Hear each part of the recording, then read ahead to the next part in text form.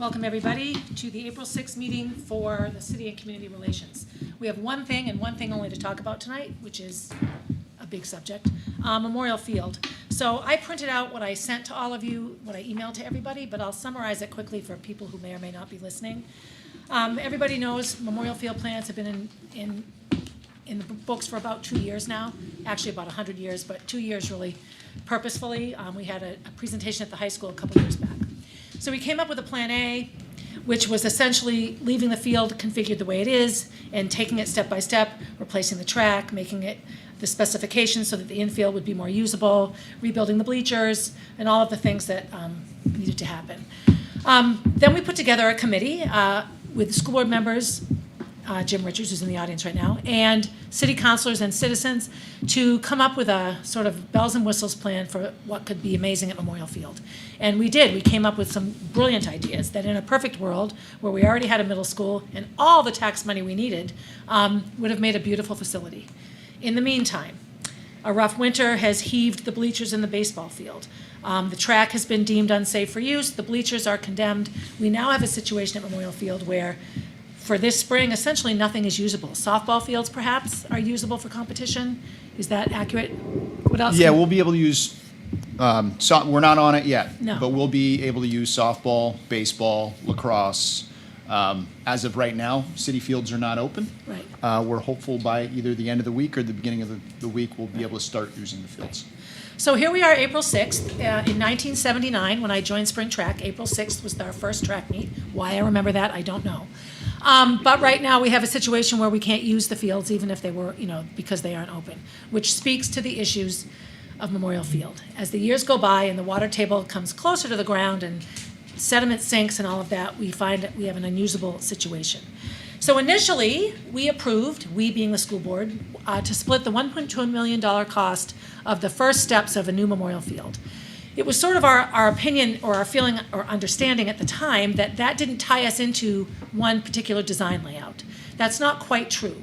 The planning would have been for option D, which is moving the track to the back and creating a second stadium and moving everything around. At our biannual meeting at City Hall about a month ago, the conversation around Memorial Field came up, and the city manager made it very clear that he didn't feel supportive of option D, which was the complete redo of Memorial Field. So I got on the phone over the past few days last week and spoke with and emailed with City Manager Thomas Bell, Parks and Rec Director Dave Gill, and Mayor Byron Champlin. Asked the very same questions and got three relatively different responses to my questions. Our mayor made it very clear that option D needs to be taken off the table and that whatever we choose, that the first phase shouldn't exceed $15 million. And in our current situation, that doesn't bother me too much. That seems reasonable.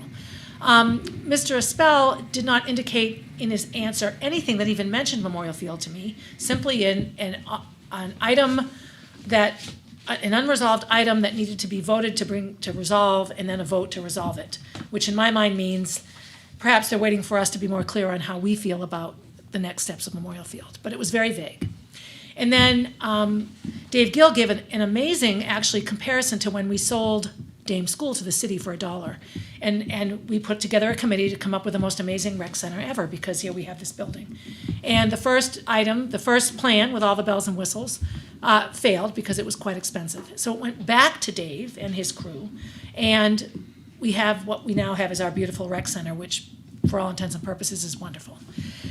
We're sort of in the same place. That was his sort of suggestion. So in looking at all these answers, my initial response, response to you all, my thoughts were the following: that as a committee, we suggest to the full board tonight that if we had to choose option A or D, that we revert to option A. That option D will take too much time and render the entire property unusable rather, for several years, and we have no middle school facilities either.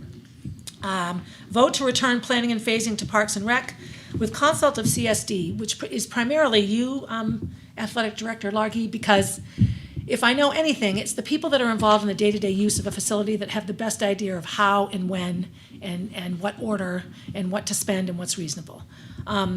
And then, number 3, we vote to support the mayor's desire that phase 1 not exceed 15 million. If anything, that money piece lets taxpayers know that even though we're still asking them for a ton of money, we understand that it needs to be manageable, it needs to be parceled out.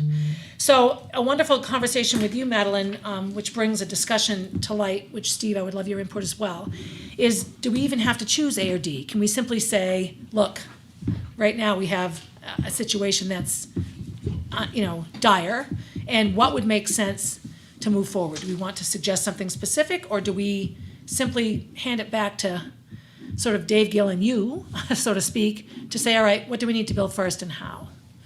So I would love input on any of this and thoughts, so we can put together whatever we need to vote on tonight, so they can address it April 13th at their city council meeting.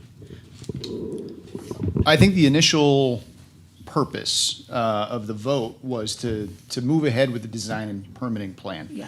And I think when the committee met, that was the understanding that the committee and then the board, when they voted to basically match the city's, Yeah.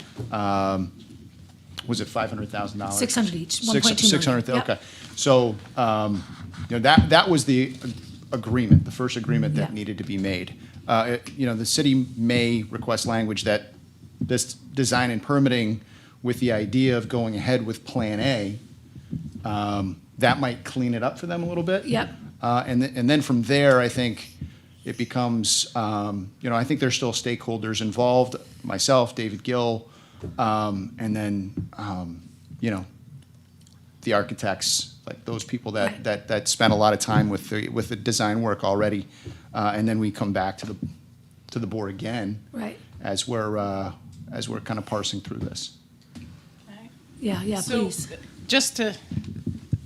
for me, we need a new option that is not A or D, and the $1.2 million, I would rather put it immediately towards urgent needs rather than designing and permitting some grand master plan. All the options, for example, have parking as one of the phase 1 items. To me, that's not the most urgent need, right? Like sure, more parking would be nice at Memorial Field, but we've lived with the parking that's there for decades.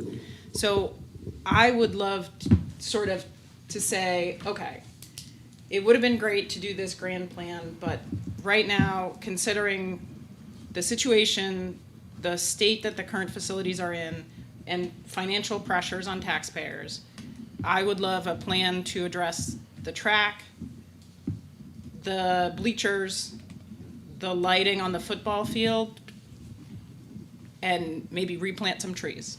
And to me, that's phase 1. Stop.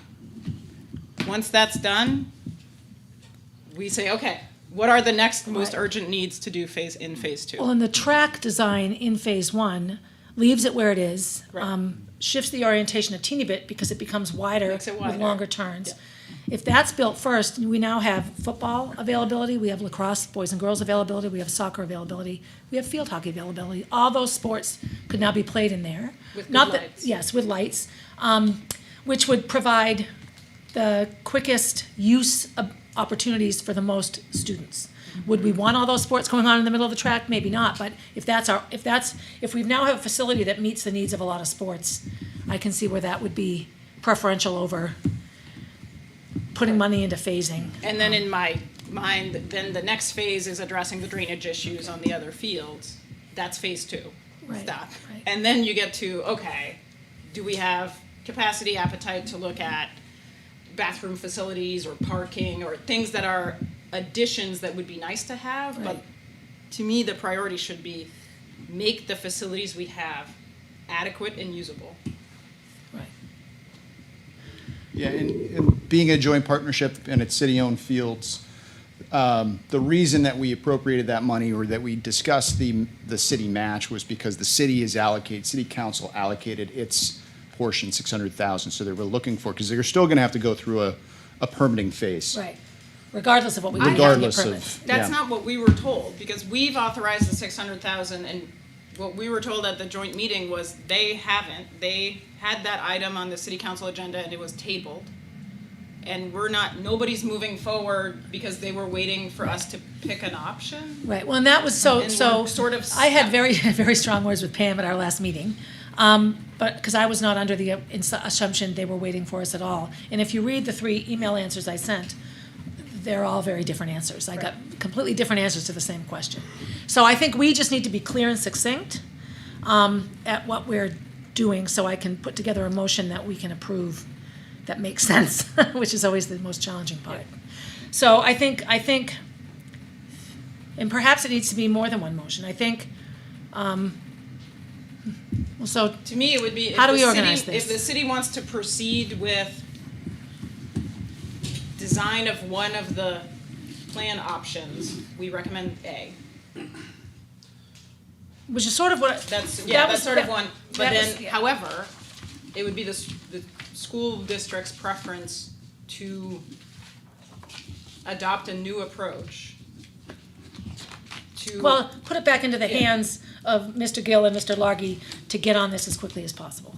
So in on terms of the six. urgent needs, right? Yes. On top, yeah, in terms of your priorities, I think you're absolutely right. I think, one of the reasons for going back to the first option that was presented by the architects, a lot of community feedback was presented before I got here, and then, in my first few months on the job as an athletic director. And I think that was heated, and I think the committee did its job of listening to that and then building on it. But this is going to be the most time-sensitive approach, is addressing Plan A, addressing the needs with the field, the drainage, the bleachers, the lights, and everything that you're saying, that really should be the priority of that phase 1. Yeah. So Sort of a pared down phase 1 in my sense. And that's essentially covering things as the needs arise. Right. Because the situation it's changed, right? Beginning of the year, we weren't sure when we would be breaking ground for Runlet, and that's happened sooner than maybe we expected, and that's not a terrible thing. In sports, we always have to adapt. We have to adapt to the changing circumstances that are always happening to us, and then sometimes those are not foreseeable, and sometimes they're not advantageous. But that's what we're doing right now. We're sending our kids to different playing fields that we haven't utilized in the past to practice on. They're coping with those challenges. Our coaches are coping with those challenges. We want to be able to start this process as soon as possible so that we can get our kids onto some adequate facilities. Because the situation is going to continue to be more challenging as those fields at Runlet come offline, in the month of April. Completely agree. I think that triaging the fields immediately is the most important priority. And I wonder about, is the motion tonight to move an MOU forward, given the complexities involved with managing multiple stakeholders in this process and the previous kind of communication, the difficulties around communication alignment, would it behoove us to move into an MOU with the city and hammer that out in a separate, because to be really honest, I do feel a little over my skis switching from option D to option A to maybe triaging fields first. I am a little nervous that if we say, okay, A and triage fields, that we might end up with something that's not that all parties understand can move forward in alignment with. I'm not sure, I do think With it's the- important for us to let the city know that we remove support for option D. I think that's financially and time-wise Yeah, an impossibility. I feel like we need Certainly this year. to vote to remove Yeah. that support. Essentially, the gist of it was that the City and Community Relations Committee moves to remove support for option D, to revert control of next steps to Parks and Rec and CHS Athletics.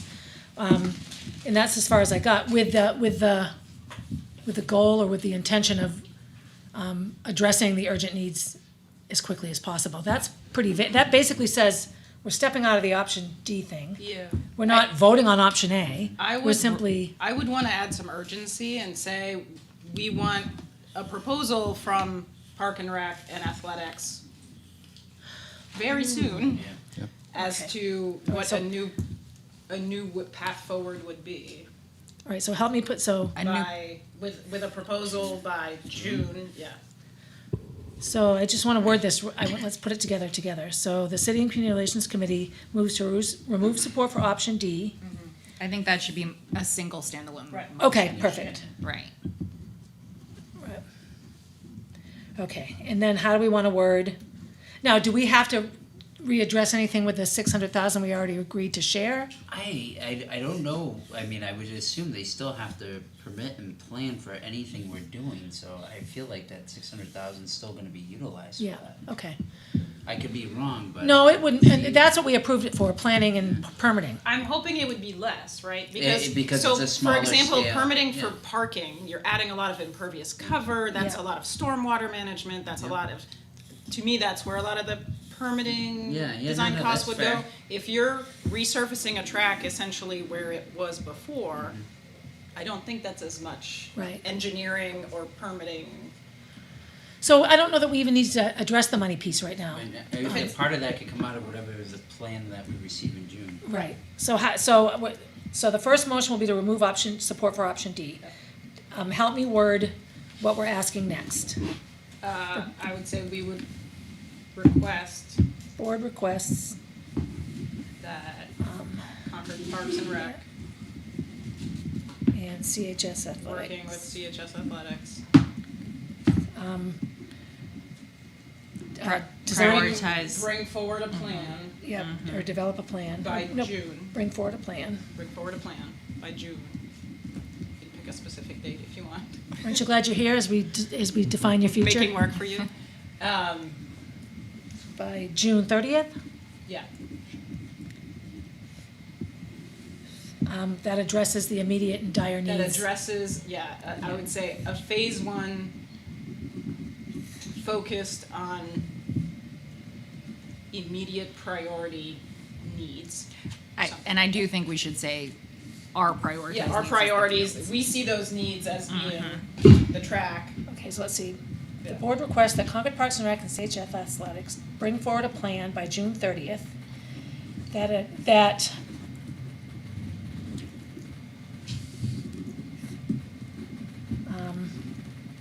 That how do we want to word this, Steve? addresses deficiencies or something like that. That prioritizes the urgent needs at Memorial Field. Yeah. And then I would add what we view as Yes, those. specifically yeah. fields not parking. Yeah. At Well, specifically the track being unusable, field. Yeah. the bleachers Yeah. being condemned, Safe. right, like, Right.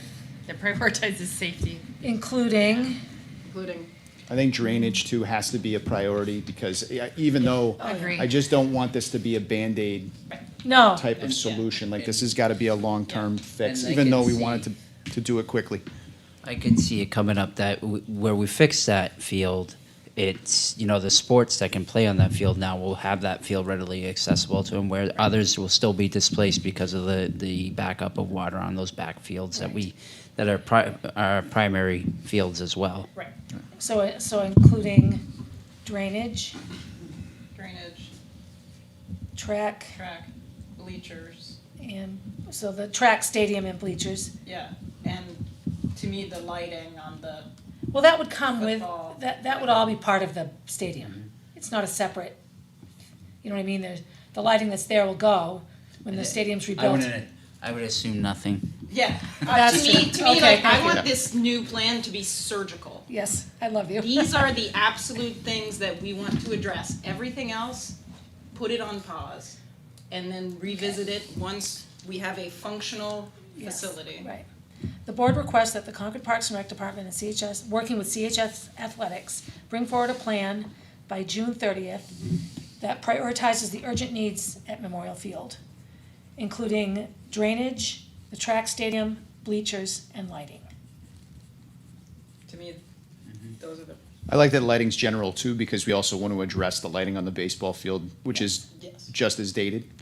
So if we're replacing the lighting there, obviously we're replacing the bleachers, not just by the track and football field, but also the baseball field, because those bleachers, the center bleachers also have to be removed.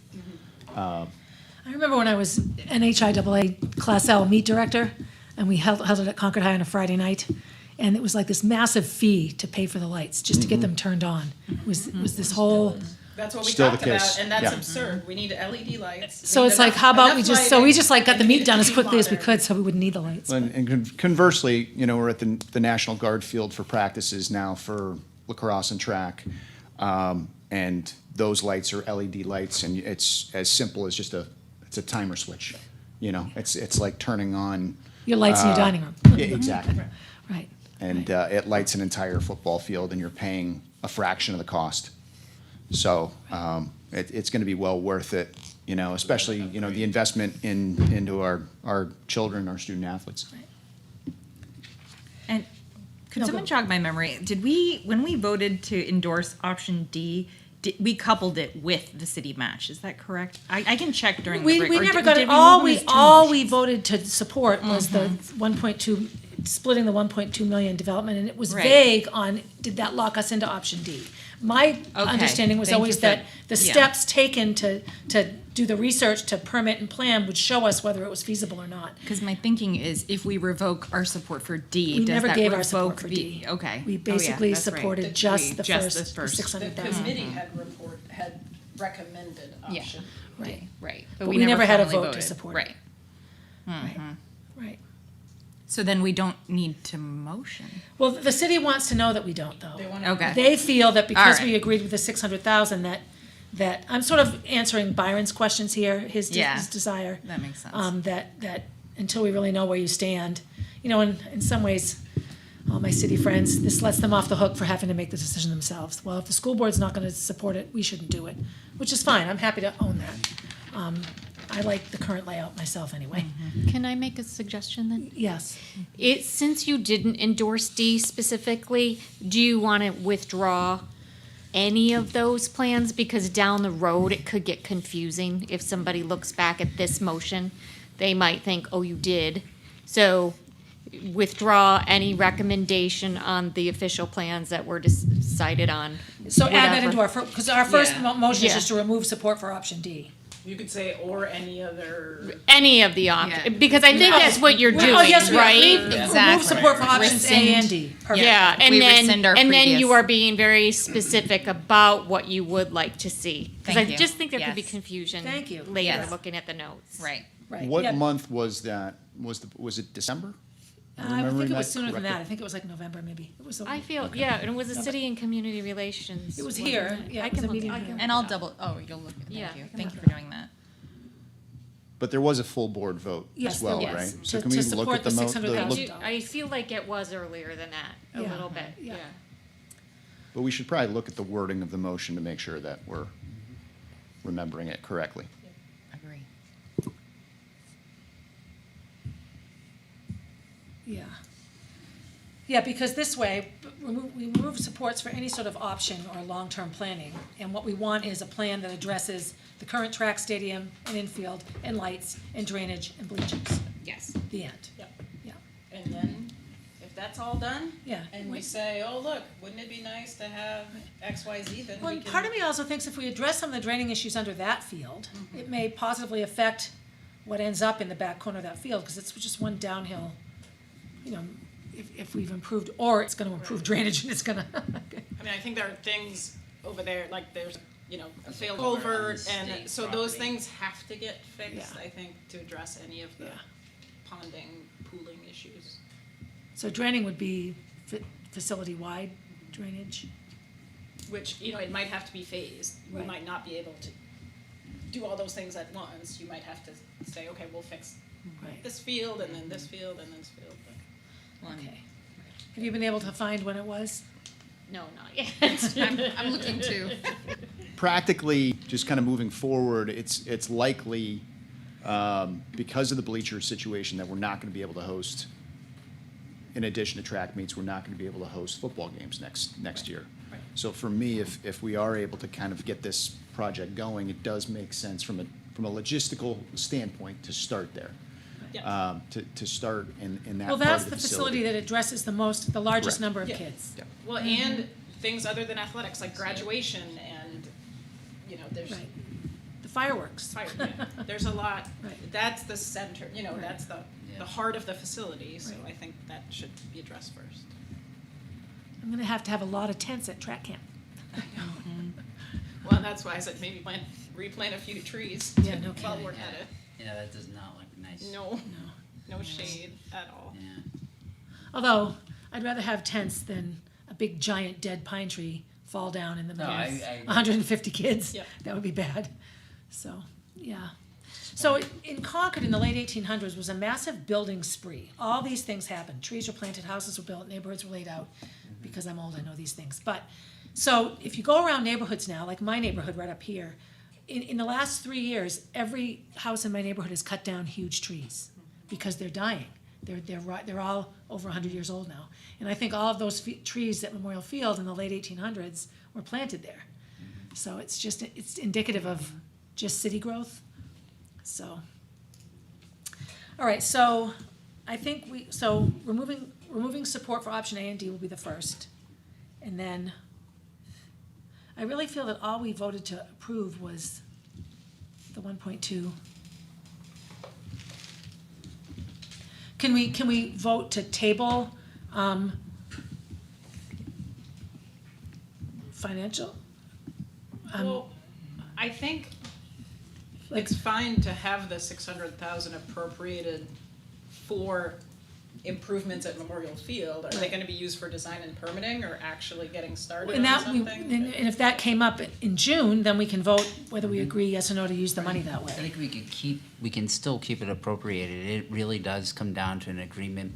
It'd be nice to see what comes back from the athletics and Parks and Rec working together, that if we get a proposal that we can support, we have the funds already, or we already allocated what our contribution would be. If it comes under, we still have the additional contribution that could be, used to subsidize some of the work that we need to do. Right, okay, so it doesn't even need to, we don't need to worry about it in either of this. I think that's a bit of what Terry was maybe worried about as well. So you voted on the December meeting. I don't have the specific language yet, but I have the date figured out. Yeah. So it was the November 17th City and Community Dave Gill came. Yeah. And there was a long presentation. Yes. So that is all on here. Should be the minutes from that December 1st meeting, right? Correct, yep. Jim, do you have any recollections, oh member of the public? Or any feedback. And member of this wonderful committee? Yeah, Someone hand him I a can tell you microphone. my- There's one.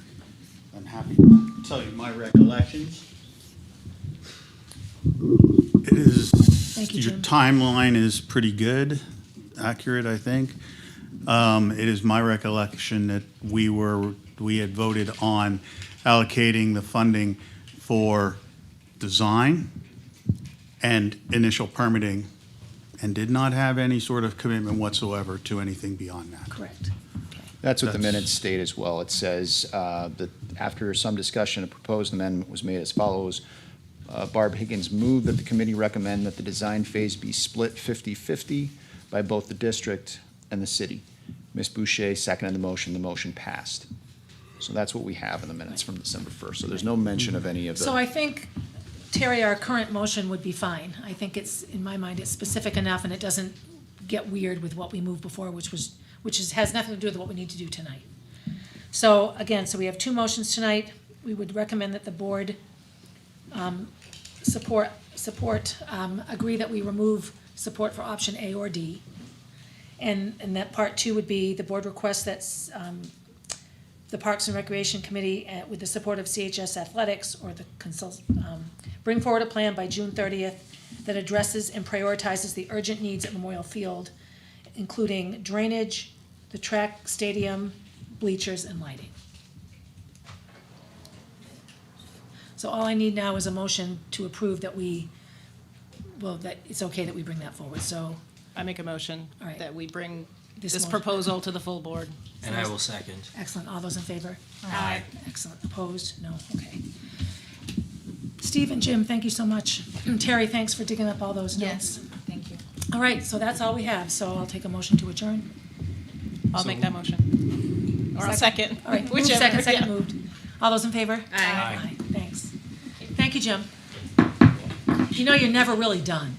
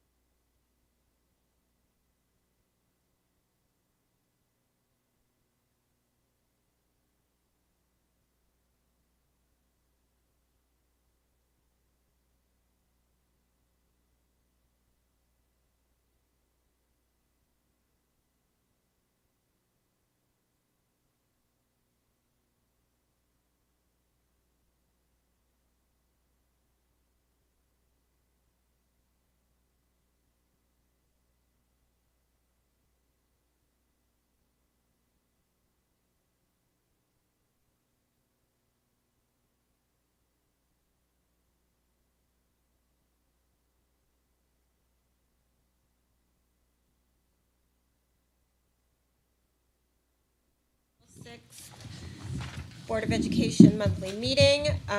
Ms. Boucher, will you call the roll, please? Ms. Campbell? Here. Mr. Dubois? Here. Ms. Hastings? Absent. Ms. Higgins? Here. Ms. Meeker? Here. Ms. Minot? Here. Ms. Sadowski? Here. Ms. Walsh? Here. And I'm here. We have a quorum. Great, thank you. Next is the consent agenda, which contains the monthly meeting minutes of March 2nd. Oh, I'm sorry, thank you. Approval of the agenda, first of all. Ms., do you move to approve the agenda? Yes. Ms. Meeker moves to approve the agenda. Is there a second? I second. Second by Ms. Boucher. Discussion? Yes. Yes, I am hoping to add a line item for a policy matter. Can we put that after personnel but before public comment? Would that be suitable? I think the superintendent wondered if we would put it in his report. Oh, yeah, We could have that that works. discussion there. Yeah. Does it need to be added to this? No. You should just speak. So, well, it will probably need a vote as well, Oh, okay. so is, everyone support that amendment? Yes. Any other amendments to the agenda? Seeing none, all those in favor of the agenda as amended? Aye. Any opposed? Any abstention? Motion carries.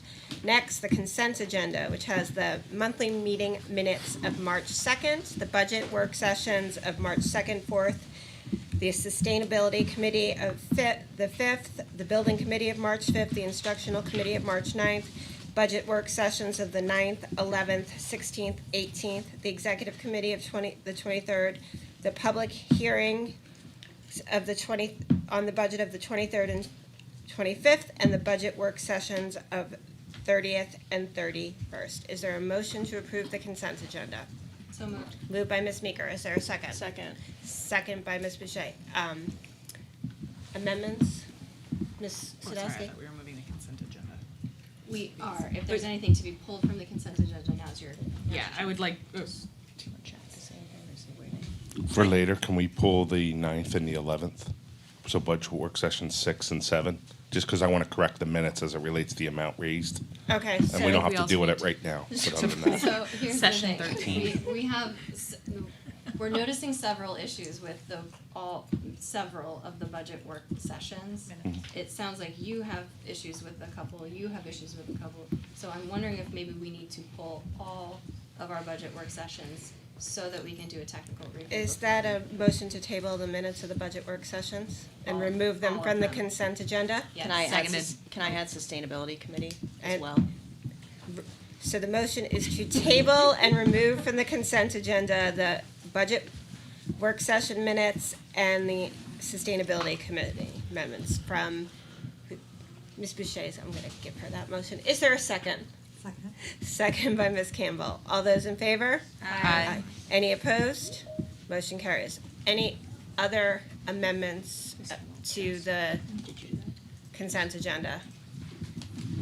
Is this where I would do? Yes, yes. I know we just said that we would be pulling the budget. Oh, so you don't have to amend them because we're pulling them off. But We'll do those. But yes, Mr. Du Bois's name needs to be corrected. So, My votes need to be counted. yes. Okay. All those in favor of the consent agenda as amended? Aye. Any opposed? Motion carries. And we are welcoming Abbott Downing School today, Principal Lynn. Before you start, any parents who want to get pictures or have a better view, you're welcome to come up here and get behind us or to the sides. I know it's hard to see from the back. I wonder if his mother's going to be Yeah. first. So, Mr. Flynn, if you'd like to start and introduce your students. Thank you. So we're here tonight as Abbott Downing School. Our theme is students engaging in their learning. And I'm going to have each of my guests introduce themselves. I'm Sarah Bankson, 5th grade, and I teach math.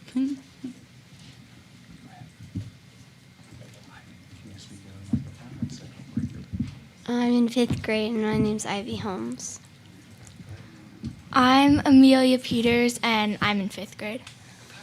My name is Megan Vasconcelos, and I teach reading in 5th grade. Yay. We got microphones.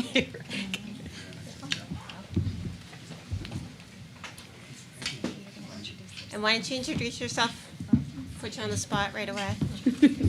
My name is Frankie, and I go to Abbott Downing School, and I'm in 5th grade. Nice to meet you. Great. So just to give you a little bit of what we're going to cover tonight before I hand it over to our experts.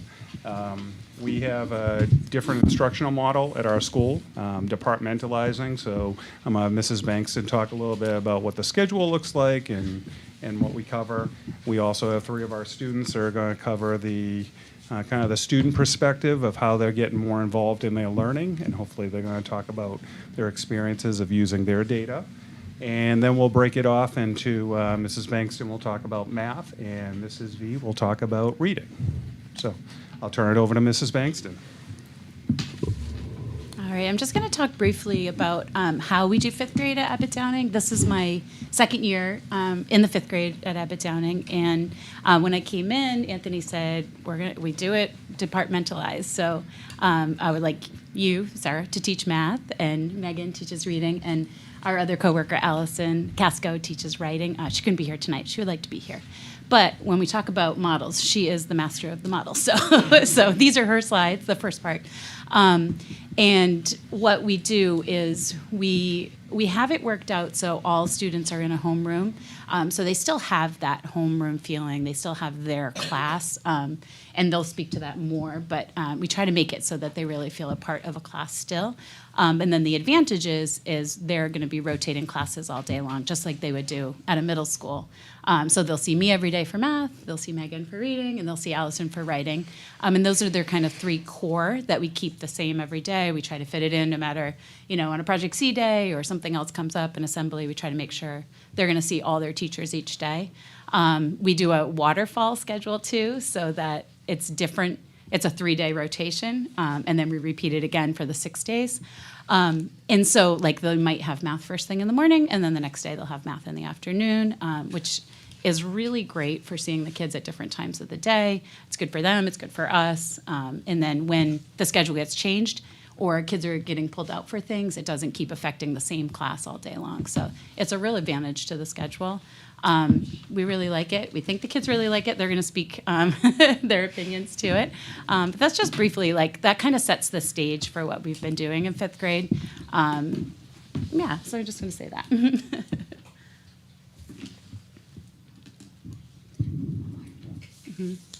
Yeah, so we're going to start with Amelia. So each of the students have prepared answers to these 3 questions that are displayed.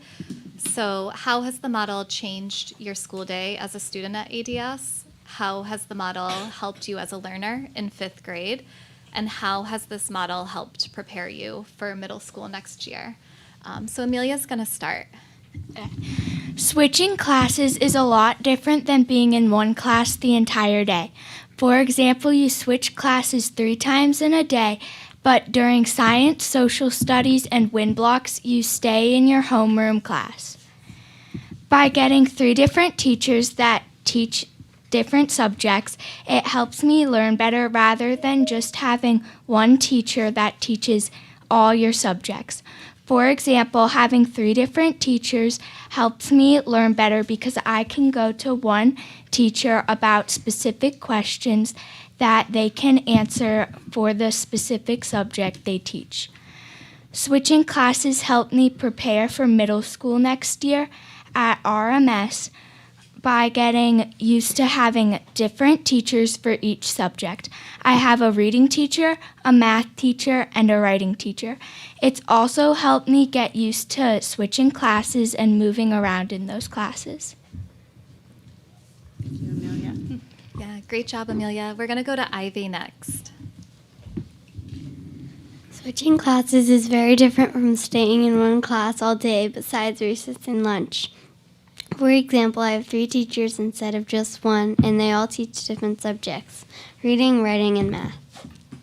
When I switch classes, I'm getting more instructions and learning all subjects by one teacher. Instead, they all teach one subject, math, reading, or writing. I feel more confident when they teach one subject because that's the only thing they teach besides science and social studies. I think it's helped me by getting me ready to switch classes next year at Renlet Middle School, because if I spent my year in one classroom, going to RMS would be very overwhelming, for me at least. Plus the new school, new teachers, new people, etc. Thank you, Ivy. And Frankie's up next.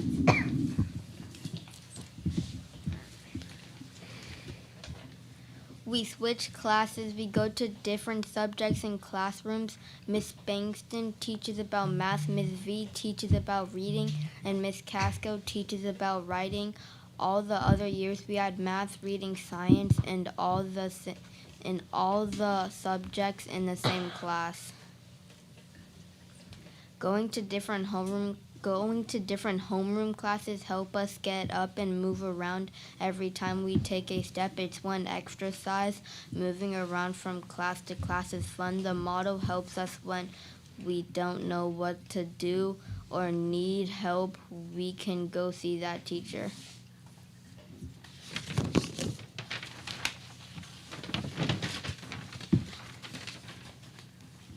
When you go to 6th grade, you're going to know what to do because we switch classes in 5th grade. So then you're not like, I don't know where to go in middle school. You're going to be moving around a lot and you have to take your things to each classes. Here we have to take our Chromebooks, water bottles, and independent reading books. Thank you, Frankie. So in addition to talking about the model, we also wanted to take a few minutes to share how students are engaging with their own learning and data tracking and goal setting. This is definitely a team approach. So the first set of slides will go over focuses on reading class. So throughout the year, students are taking different district level assessments, and we really want to get kids engaged and involved in understanding their own data. This is definitely a team effort, by the way. Mr. Demers is also a big part of this and comes in and supports this as well. So what you see up front or on the slides is just one example. Students get their tickets, and it has some of their Ames web data, which is a fluency reading check-in. It also has their iReady data on it. It includes things like the amount of time they took, so they can really do some analyzing of their data. So from there, students set goals. The goal setting sheet you see, that bar graph, that's an example of a student sheet around Ames web. So really going from fall to winter, they set their goal and then they track that goal throughout the year. One of the things that we do is we want to set goals, and we want students to really understand how to, in addition to track the goals, really how to work towards their goals, right? We don't want to set them and forget them. We want to set them and keep them going. So one way we do that in reading class is each day during our WIN block, students do partner reading. On Mondays and Fridays, they track their words per minute with a partner through some fluency practice. This happens most days of the week. And they track their goals and they track their word count throughout the week. So this is another student example of that. They have a whole folder of 3/4 of a year now of that data. And so, thinking about our education holistically, we focus on the numbers, but we don't want it to only be about the numbers. So again, totally a team approach here. Mr. Demers came in, and together we started talking about descriptive feedback with students. So yes, we want to pay attention to our word count and our errors when we're reading, but reading fluency and reading for meaning is so much more. So we did a fun activity with students, and this is an example of it, that really taught them about descriptive feedback. So one partner had a picture that the other partner could not see. And they went through 3 rounds giving descriptive feedback to help their partner meet the goal of getting as close to the picture, the original picture, as possible without seeing it. And it was just this was so much fun. It's a great opportunity for students to really understand the role of feedback and how it helps us grow as learners and as people. So with that, and again, lots of coaching and practice around this, but students learned how to give each other descriptive feedback on their reading fluency. So we're really balancing the quantitative and the qualitative data piece. They have some pieces at the bottom, right? So we want to be specific with our language when we're giving reading feedback, and our goal is always to help each other be the best that we can be and help each other grow. So these are some sheets that they use from time to time. At this point, we're really at a place where it's really fun to walk around and listen. They're really just giving each other really helpful descriptive feedback without the sheets now as well.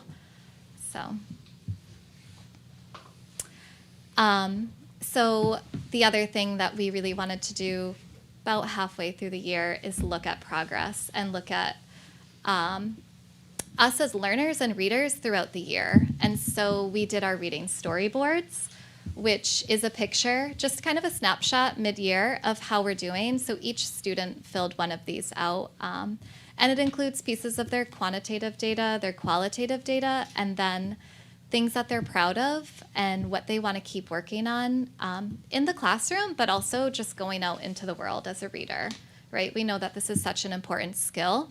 And in addition to me hoping that students leave class loving reading, and I want them to feel like confident readers and really understand their own growth that they've made through the hard works and efforts that they've put in. So this is just a quick snapshot of some of the work we've done. And I'll go on a little bit with math. So like I said, I came in last year and joined the 5th grade team, and Megan and Chris Demers, I just will say it again, they've gone really far into this and bringing students into data. So I kind of saw the work that the team was doing and said, oh, well, this will absolutely work for math. I want to do that too. So we've been working on how to develop that, and Chris has been working with it too. But, iReady is full of good data. Math is full of good data, so it's a pretty easy connection to make. So I picked just a couple of the things that the students do pretty regularly. This would be a formative example. This is their comprehension, comp checks that they take online. When we get to, little assessments of a lesson, it could be pen and paper, a couple questions, could be just a quick exit ticket. And then sometimes we do these comp checks, which are a challenge. They're tricky. There's always questions in there that are not easy to answer, but they're good for them to practice. And so this would be I pulled up one of how all the math students did, and they like to look at that. They like to evaluate, where'd we do best, where could we do better, and then we pick a problem usually, let's go back and look at that problem together and see what happened. So that's, just a helpful formative.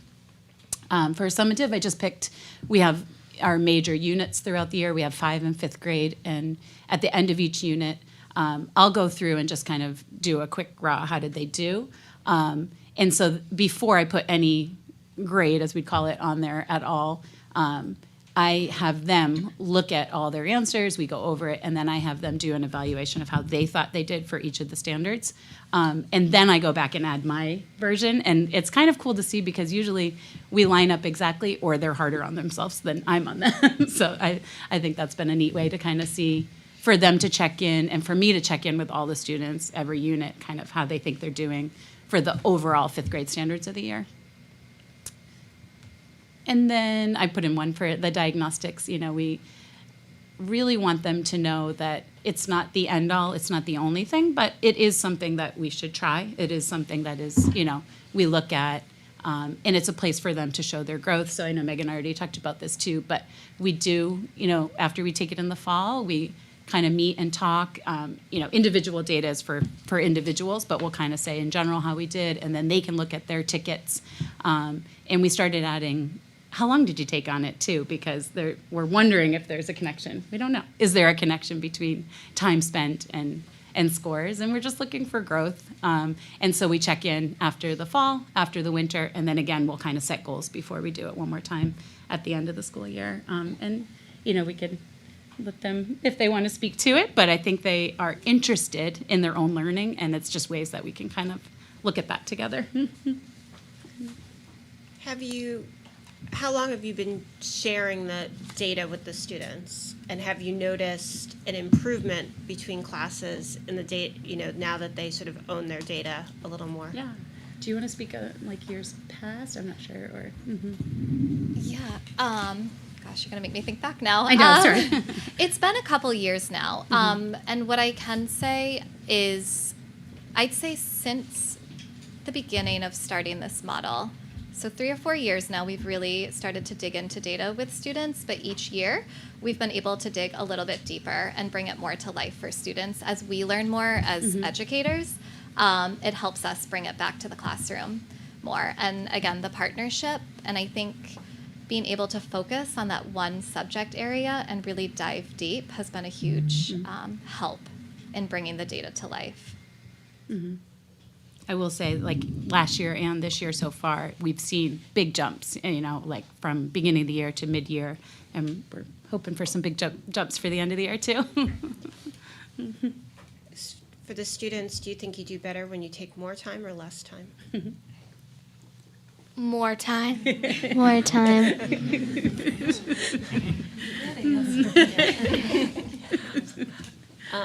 Other questions?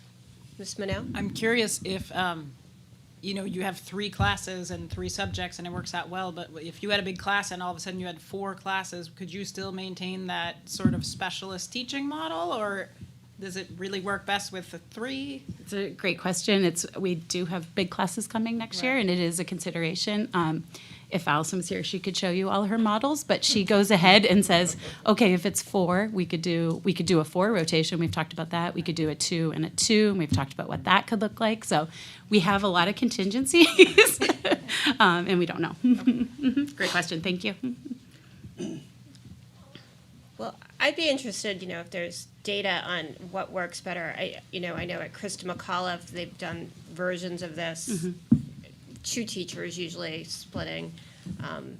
One does math and one does language arts. Language and, yeah. But the 3rd class is on its own. It's on its own. So, whether there's a benefit in results, would be interested if we could more formally figure that out. So, anyone else have anything else? I will say that the more things change, the more they stay the same. When I grew up here and went to kindergarten, 1st, 2nd, 3rd in this building, then we joined Kimball School. And so 4th, 5th, and 6th were 3 teachers each, and we changed classes. Mrs. Morton taught English or reading, Mrs. Nolan taught writing, Mrs. Johnson taught math. Why do I remember this? I don't know. But, and I loved it. I was very hyper. I like to get up out of my seat. Isn't it nice to be able to sit in a different desk or at a different table? Hear a different voice. It's not the same. By the end of the day, that same voice, for me, I'd just be like, oh, I just need, I got you. So it's nice to have someone else in their energy. So, yay. Well, thank you all for coming very much. Thank you. Thank you. Thank you so much. Great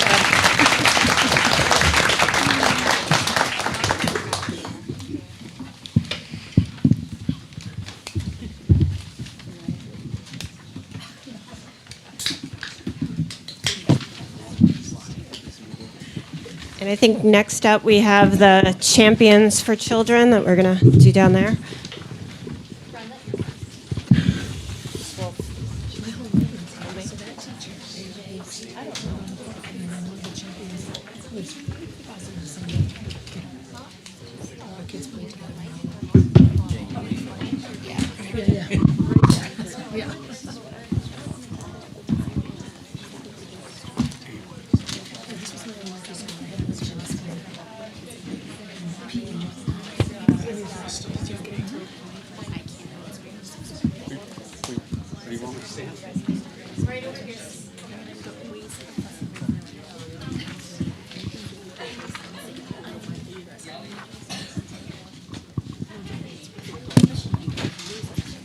We're going to start with the Champions for Children, and Mr. Richard is going to do Runlet. Great. Welcome, everyone. Dear Jim, on behalf of Rutland Middle School, it is an honor and privilege to recognize Jim Richards as Concord Champion for Children. Jim has made a profound difference for the children in our school district. Jim has provided 2 decades of service to our capital city school as a parent and school board leader. Having served on the school board for 10 years, Jim has always served with a student-first mindset. Jim, your leadership and dedication have and will continue to leave a legacy for current and future students. You have been the consistent advocate with the planning and development of our middle school project since the conversation started with you as the Capital Facilities Chair in 2017.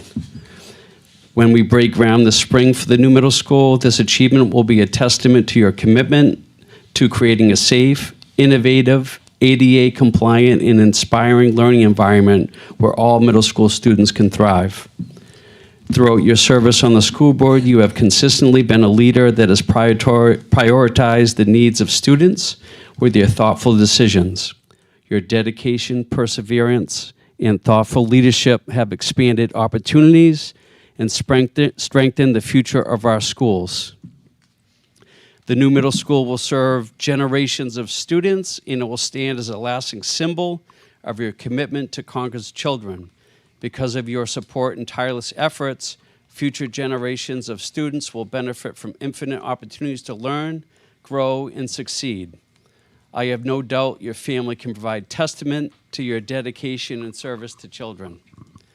With sincere appreciation, we thank you for your dedicated service and for being a passionate advocate for the children of our capital city.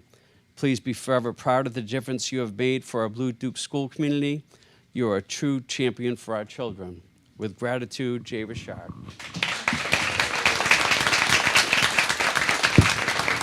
No flowers, but I got you there. Thank you.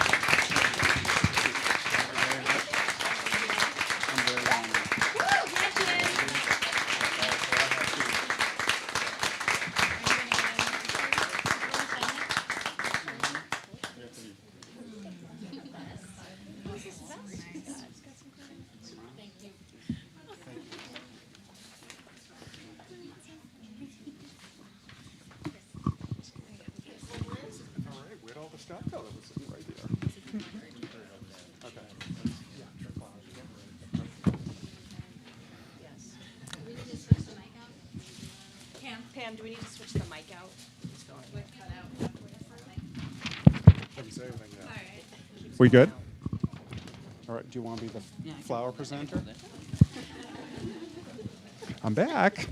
All right, here we go. So we have Katie Liberty. She's she works for us in the district as our special ed admin assistant, and she's a very, very active member in our school community. So I'm going to tell you a little bit about Katie. Katie Liberty exemplifies what it means to be a quiet champion behind the scenes. While she currently works at school as a special education administrative assistant 3 hours each day, her true impact comes beyond the school with countless hours she voluntarily dedicates to supporting students, families, and staff through her work with the PTO. For the past 3 years, Katie has served as an active and dedicated member of the PTO, beginning as a secretary and then becoming one of the individuals who ensures that ideas and plans turn into positive experiences for students. She consistently and willing to lend a hand whenever needed, often stepping forward without being asked. Katie has chaired and organized events such as the Talent Show and Lunch of the Year for teachers and students. This helps create and allows students to show off their talents, build confidence, and strengthen connections within the ADS community. What truly sets Katie apart from the work that she does behind the scenes, she frequently stays beyond her scheduled work hours to assist with PTO planning, communicate with families, and organize to make school events successful.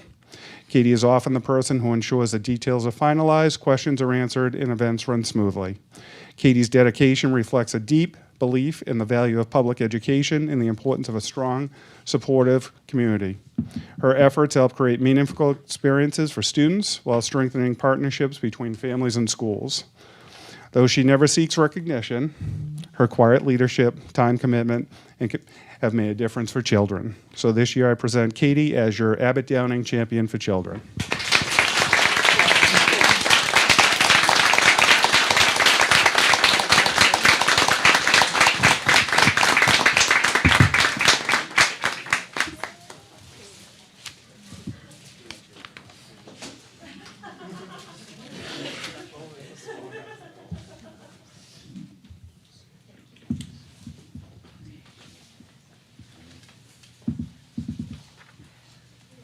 Vermetta.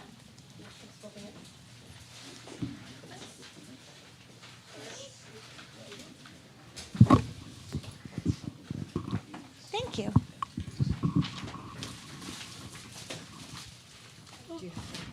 I do. Perfect. Good evening, everyone.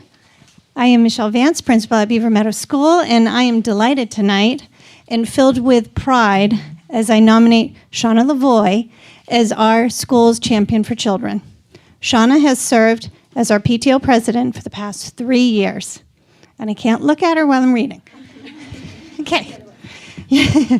And although that time, and throughout that time, she has been the unwavering backbone behind every family engagement event Beaver Meadow School has had. Her leadership, her energy, and the love for our students have strengthened our school community in immeasurable ways. Shauna is the kind of volunteer who doesn't just step up. She shows up again and again with her big, beautiful heart, creativity, and a steadfast commitment to ensuring that every child and every single family feels included. She has organized and supported countless family events, always with an eye towards connection and belonging.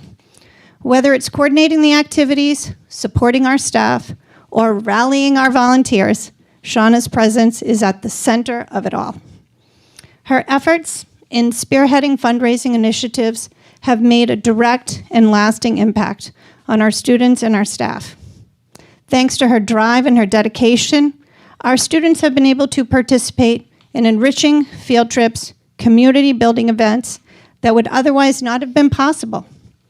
She has also worked tirelessly to create family dinner nights and community-wide gatherings that bring all of us together and strengthen our bonds within our school. What truly sets her apart really is her heart.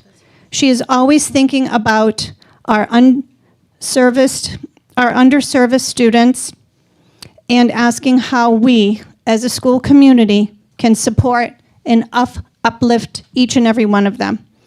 Her advocacy and compassion ensures that every decision, every event, and every effort reflects, again, our shared commitment to equality and enrichment for all of our students.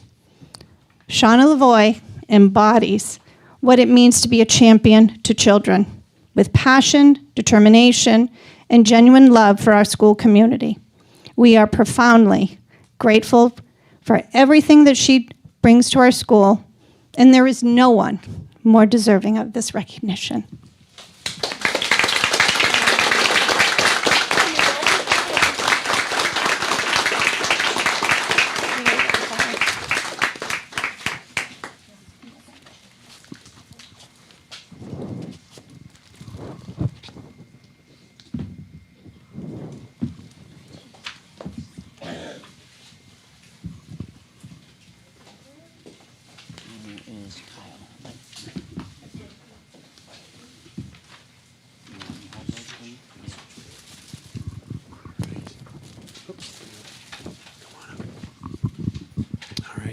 Good evening. Tonight we have the privilege of recognizing two extraordinary parent leaders whose dedication, heart, and persistent advocacy have truly embodied what it means to be champions for children. Our PTA Vice President, Alexa Trolley-Hansen, and our Treasurer, Jennifer McKinney, have not only helped lead the PTA with skill and enthusiasm, they have built a legacy that will support BGS students and staff for years to come. Their service has gone far beyond traditional volunteerism. It has demonstrated leadership, stewardship, and a deep commitment to ensuring that every child in our school community benefits from a stronger, more sustainable PTA. Alexa worked tirelessly to dive into PTA bylaws, requirements, and organizational structures necessary to be in good standing with the Secretary of State's office.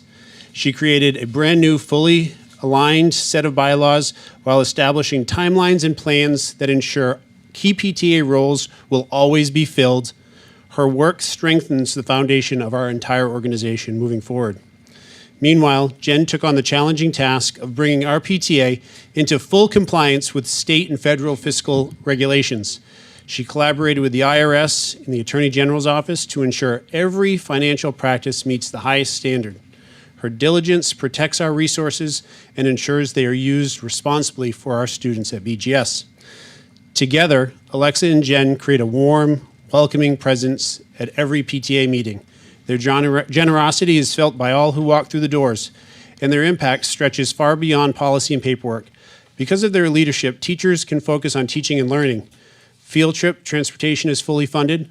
Grade level teams receive essential nest egg funds for each year. And of course, our staff enjoys incredible food spreads during conferences and Teacher Appreciation Week, something our teachers say is absolutely priceless. Their work on community events like the Family Harvest Fest and Popcorn Fridays have unified families, supported educators, and enriched the experience of every child at Broken Ground School. Alexa and Jen, your service has been extraordinary. You have championed the needs of our children, supported public education, and modeled the type of leadership that strengthens our community. On behalf of Broken Ground, with deep gratitude, we profoundly recognize you as our champions for children. Thank you both.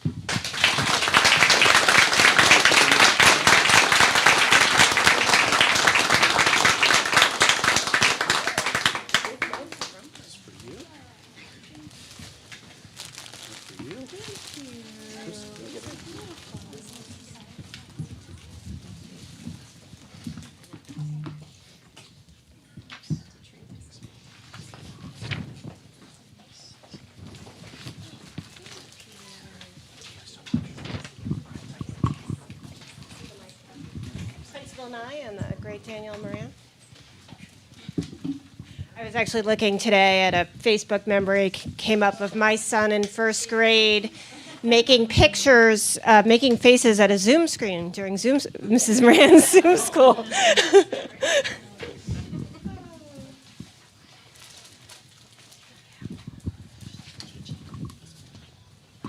Okay, I'm not going to look at you either. Okay, all right. Well, thank you. I'm so honored to be here tonight celebrating Miss Danielle Moran.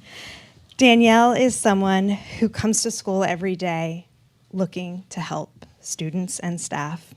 She is here tonight because she supports students facing food insecurity beyond what anyone could imagine. She is truly exceptional. She consistently demonstrates what a champion for children is. She champions every day for the needs of our most valuable learners, vulnerable learners, ensuring that no child is overlooked and that every family receives compassionate and dignified support. Danielle devotes countless hours to staffing and organizing the Family Center Market, building meaningful relationships with families, and ensuring students have reliable access to essential resources. Beyond her day-to-day efforts, cut it out. She plays a vital role in supporting CMS Cares, working tirelessly to coordinate and assemble vacation food baskets. These baskets not only address immediate food insecurities, but also provide comfort and stability during times when students may be without their school-based supports. Through her actions, Danielle exemplifies what it means to advocate for an equitable and comprehensive public education system, one that recognizes that learning cannot occur unless a child's fundamental needs are met. Her work strongly reinforces the belief that public education is a public good, essential to the well-being of our community and the strength of our democracy. In every effort, Danielle demonstrates thoughtful leadership, collaboration, and responsible stewardship of resources. She has developed and shared effective practices that strengthen community partnerships, expand access to much-needed support, and ensures that students and families receive help in a respectful and empowering manner. Danielle's dedication extends beyond service. It is compassion in action. Her unwavering commitment ensures that every child feels supported, valued, and cared for. It is with deep appreciation and admiration that I have Danielle Moran as our champion for children.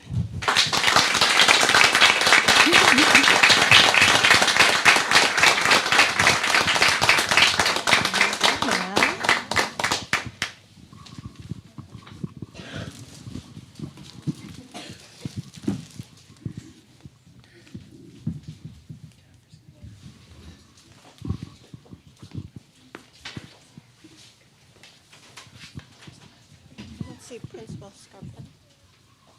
Millbrook, you're doing? Millbrook.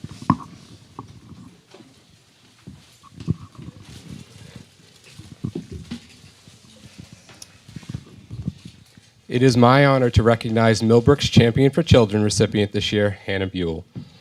Hannah is a parent of 2 wonderful boys, one of whom is now a 3rd grader at Broken Ground, and one of whom we are lucky to have here at Millbrook as a kindergartner. Hannah's dedication to our school community over the past 4 years stands out in a truly extraordinary way. As our PTA treasurer, Hannah brings thoughtfulness, responsibility, and a steady commitment to ensuring that every decision supports our students and our staff.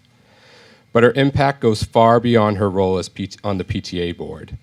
She is a constant presence at school events, both during the day and late into the evenings, always ready to lend a hand, offer support, or step in whenever she is needed.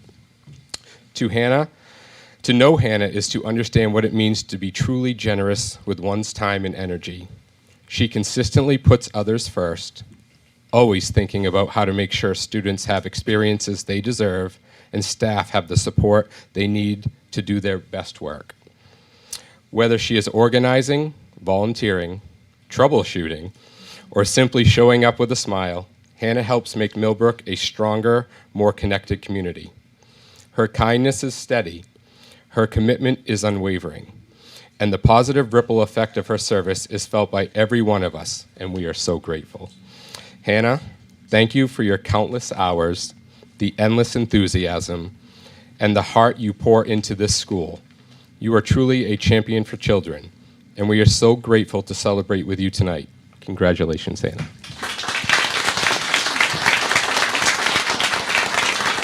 Congratulations.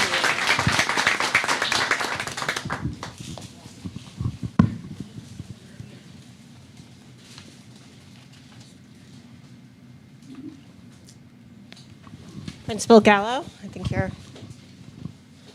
last but not least.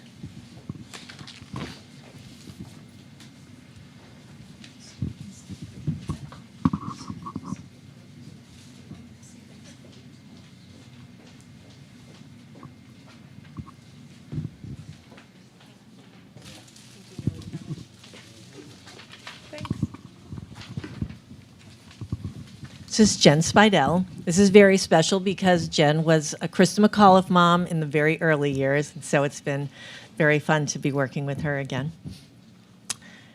A champion for children is someone who is deeply committed to meeting the diverse needs of all students while advocating for equitable, inclusive, and high-quality education, regardless of their circumstances. A champion for children effectively collaborates, leads with purpose, and focuses on what actually helps students succeed.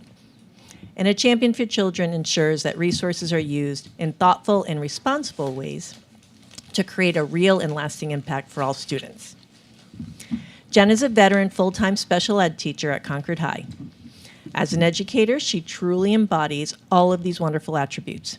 She consistently goes above and beyond to ensure that all students feel supported, empowered, and equipped to succeed both in and out of the classroom.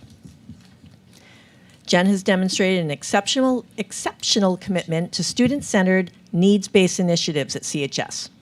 Most notably, she founded and continues to lead the CHS Thrift Shop, which has grown tremendously under her guidance and now consistently requires an expanded space to meet student demand. The shop provides essential items, including shoes, jackets, backpacks, and formal wear, entirely free of charge to students. What began as a small community-driven effort with family donations has evolved into a comprehensive student-supported resource. The shop now includes a wide range of items, such as purses, ties, backpacks, formal gowns, and other necessities that students and families may not otherwise be able to afford. Students and staff contribute to its daily operations, but Jen remains the driving force behind its success, dedicating countless hours for organizing, maintaining inventory, and ensuring accessibility for everyone. The impact of the thrift shop extends beyond meeting basic needs. Students regularly utilize it to to access professional attire for academic experiences such as mock trials, helping to build confidence and support participation in authentic learning opportunities. In addition to all that, Jen also launched the Red Dot Project at Concord High. This is an initiative focused on ensuring that students have access to free menstrual hygiene products and education. By providing essential items like reusable pads and care kits, the project works to reduce barriers to attendance, challenging stigma surrounding menstruation, and empowering students to manage their health with dignity and confidence. In addition to this work, Jen also serves as the advisor for the Feminism Now Club, which we refer to as FemNow. She actively promotes female empowerment and student advocacy. Under her leadership, students have engaged in meaningful civic experiences, including visits to the State House to advocate for women's rights, as well as organizing and participating in rallies to raise awareness and inspire change. We are grateful to Jen for her unwavering dedication to our students and for the countless ways she shows up each day to support, uplift, and advocate for them.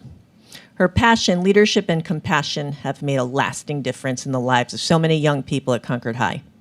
Through her work, she has created a stronger, more inclusive school community where all students feel valued, supported, and inspired to succeed. Congratulations to Jen. She's our Concord High School 2026 Champion for Children.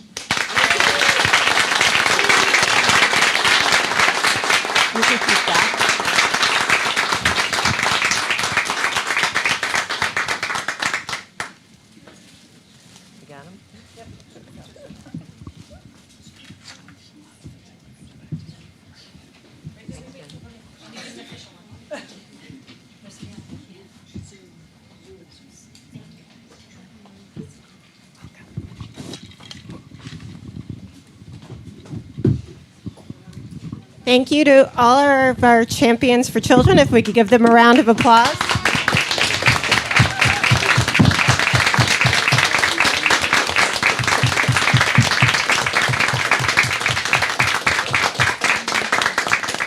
And while you're all welcome to stay for the meeting, we'll give you a minute or two to leave if you would like.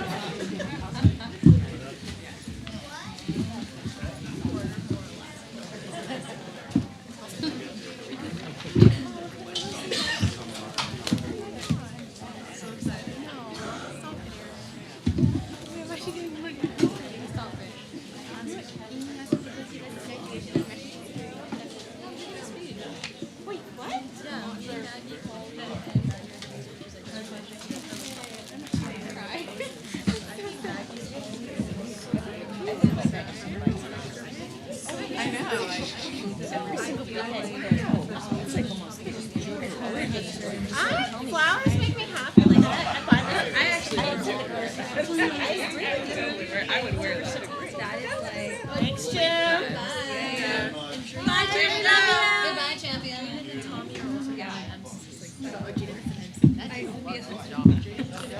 No one wants to stay. We didn't get any takers. They're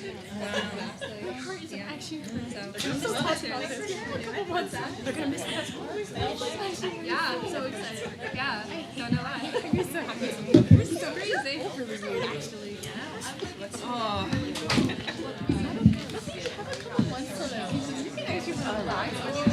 Like the queen is still here. Like you have to leave. I actually like them. I like the first one.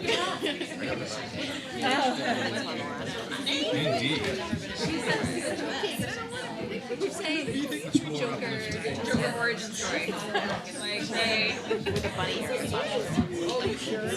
Yeah. What is your life? This is my life. We could all wear matches. Oh my god. I feel like that was I love this. That's all. Let's start it. Let's start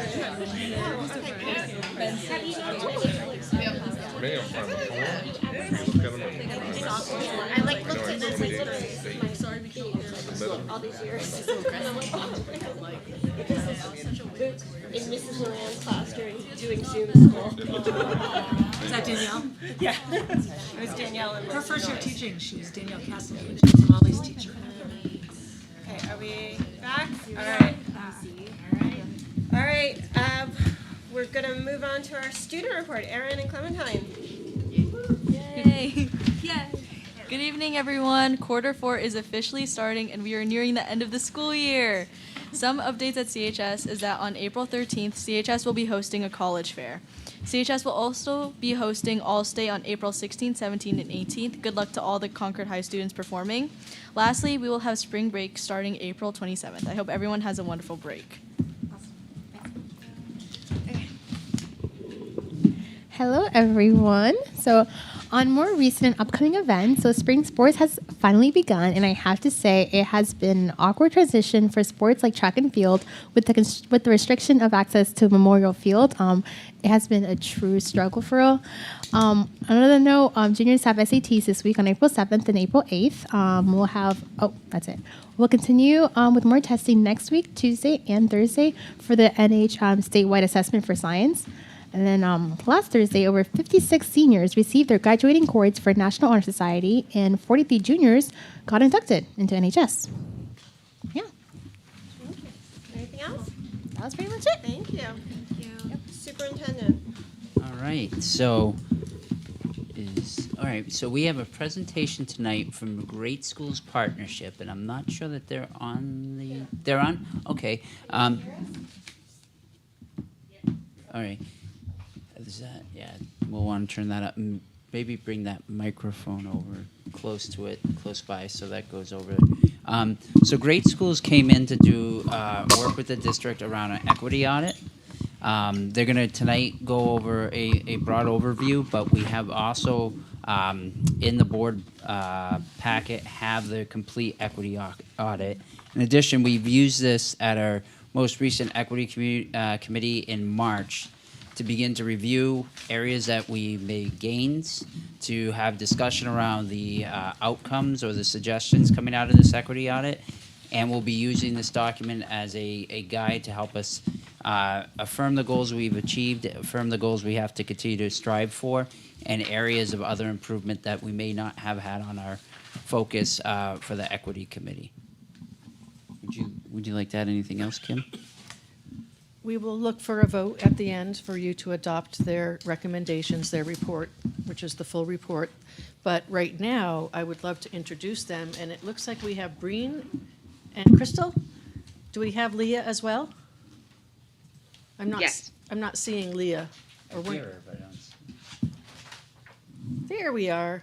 Okay, and you're going to be sharing your screens. Okay, this is some of the team that has been working with us for the last year and a half, and it does not include the persons that worked with Fern on her work with Project Aware. So we'll turn it over to you.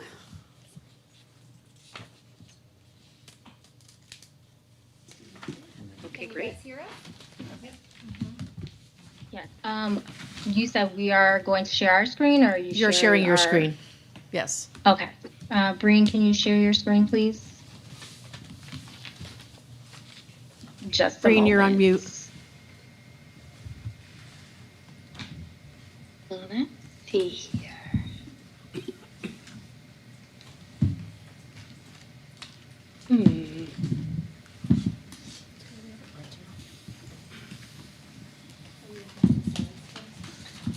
If you're Sorry, and just give me 1 second. It's saying I need to give permission for it to be recorded by the host. Let's see. Yeah. Go ahead. Yeah. We'll do it on our end. Sorry about that. It just takes your pictures away, but that's okay. I see them now.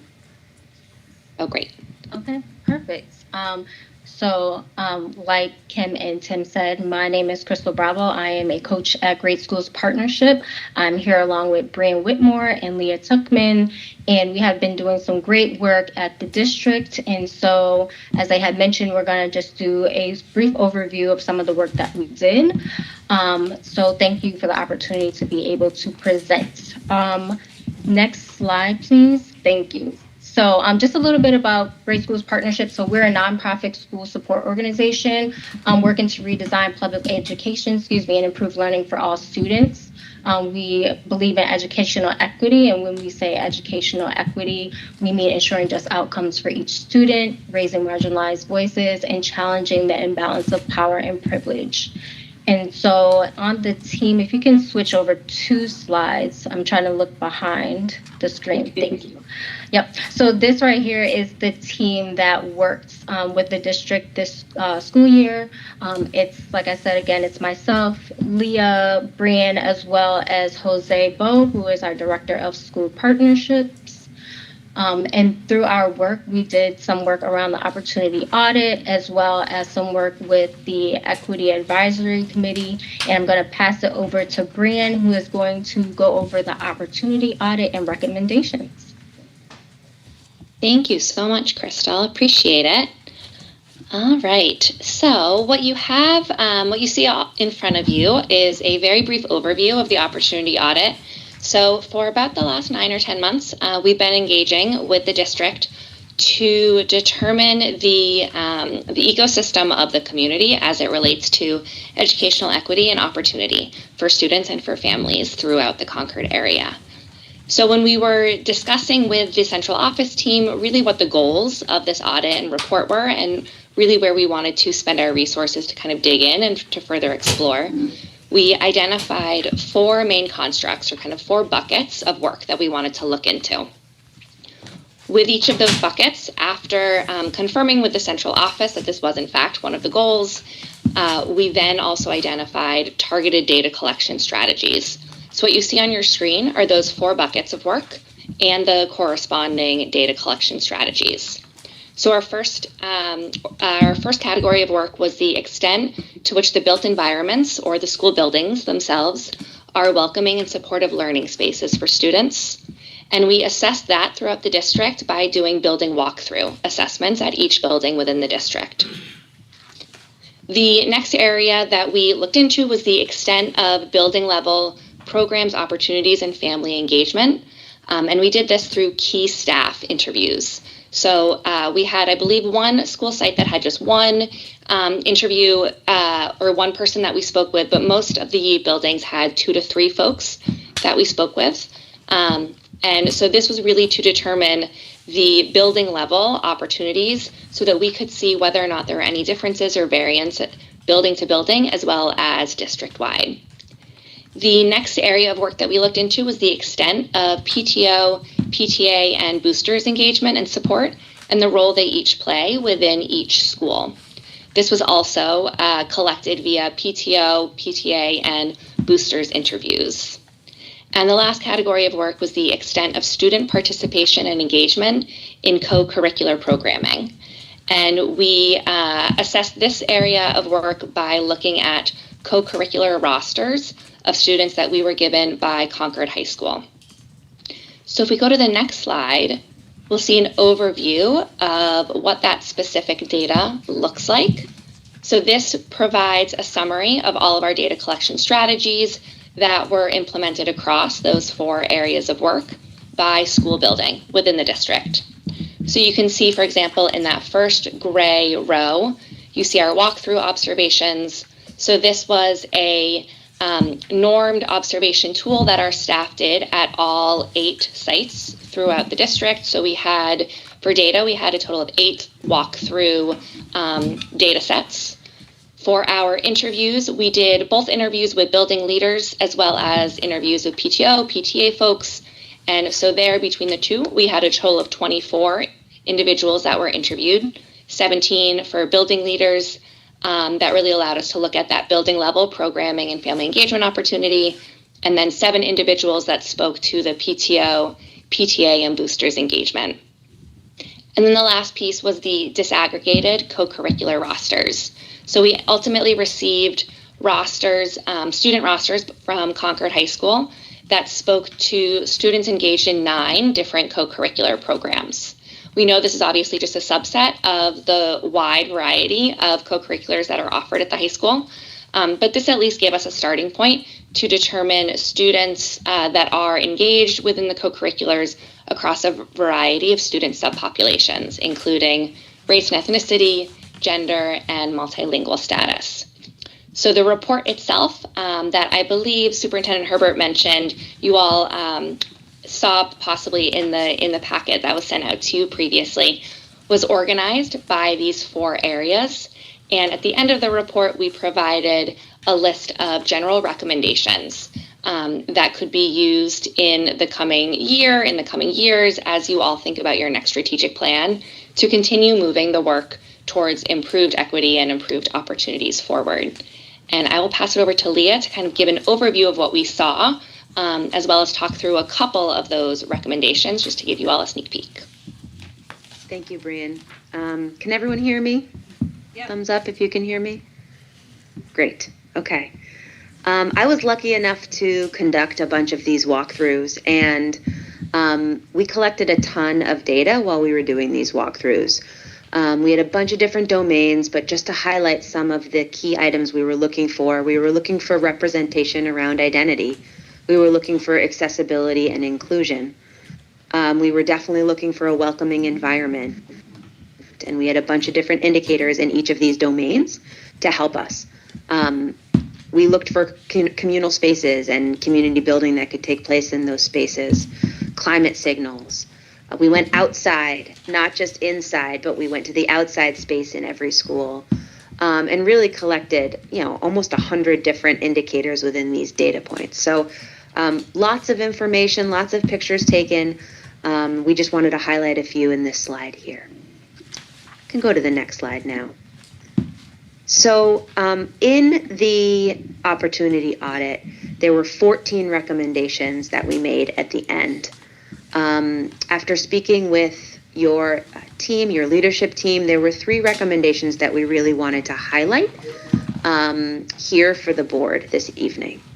So the first one we wanted to highlight was recommendation number 2, which was to scale effective relationship-centered engagement strategies district-wide while maintaining responsiveness to local context, including strengthening and systematizing the role of the home-to-school liaisons. An example success indicator of this is clear district-wide role descriptions and training for home-to-school liaisons.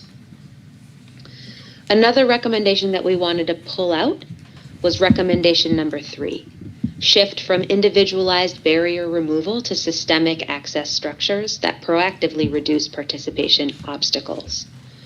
An example success indicator is the implementation of consistent late bus options at the secondary level. And then recommendation 12 was to implement annual culture and climate surveys for students, staff, and families to systematically monitor belonging, safety, engagement, and opportunity across the district.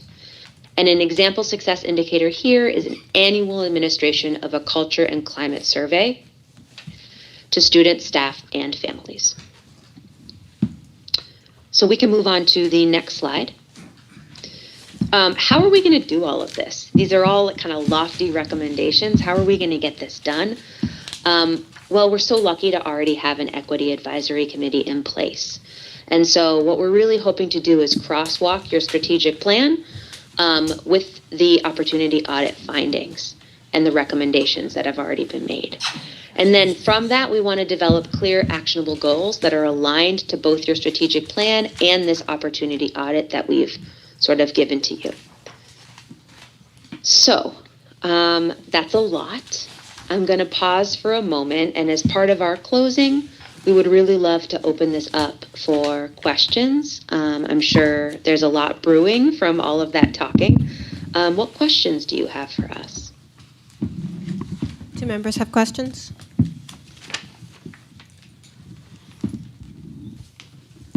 Ms. Meeker?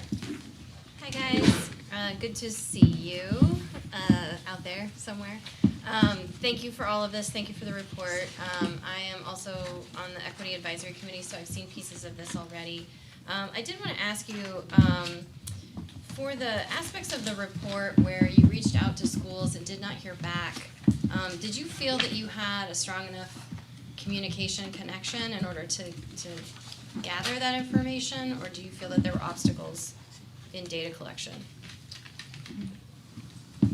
So I would say the only place that we really hit a wall, there were 2 schools where we could not get in touch with their PTOs. We tried emailing, we tried going through the principals, central office tried to hook us up with the PTOs. But other than that, we were able to collect, I would say, all of the data we were really looking for. But again, because PTOs and PTAs and booster clubs kind of operate outside of the school district a little bit, we did encounter a challenge there. Great, thank you. And then a follow-up question about the interviews that you did with building leaders. Would you say that you hit your target goal for interviews in sort of I see, 1, 2, 3 interviews per school. Would you say that is satisfactory in terms of your view of collecting? Yes, so I would say we did. We also conducted focus groups at each school. That was last fiscal year, so it didn't get included in all of this, but we created focus groups in every school with, I want to say, about 8 staff. And then in addition to that, we had interviews this year as, in conjunction with the welcome walkthroughs. And we interviewed principals, assistant principals, nurses, home to school liaisons. We really tried to mix up the role because most of the focus groups were teachers. So we wanted to make sure we kind of got a breadth of roles as part of those interviews and focus groups. Brian, do you want to add anything to that? Yeah, I was going to add one piece, Leah, that you mentioned at the end, just kind of the diversity of the roles of folks that we identified. And I'll also say that the people that we connected with for those building level interviews were selected based on a connection that we made during one of the, I believe it's monthly, building leaders meetings. So we presented to principals and APs what it was that we were going to be asking and the type of information that we were seeking, which is basically like the extent of programming that's available to students at your school, the extent of co-curriculars that are available, how you engage families, the types of communication that either teachers or building leaders use at your school.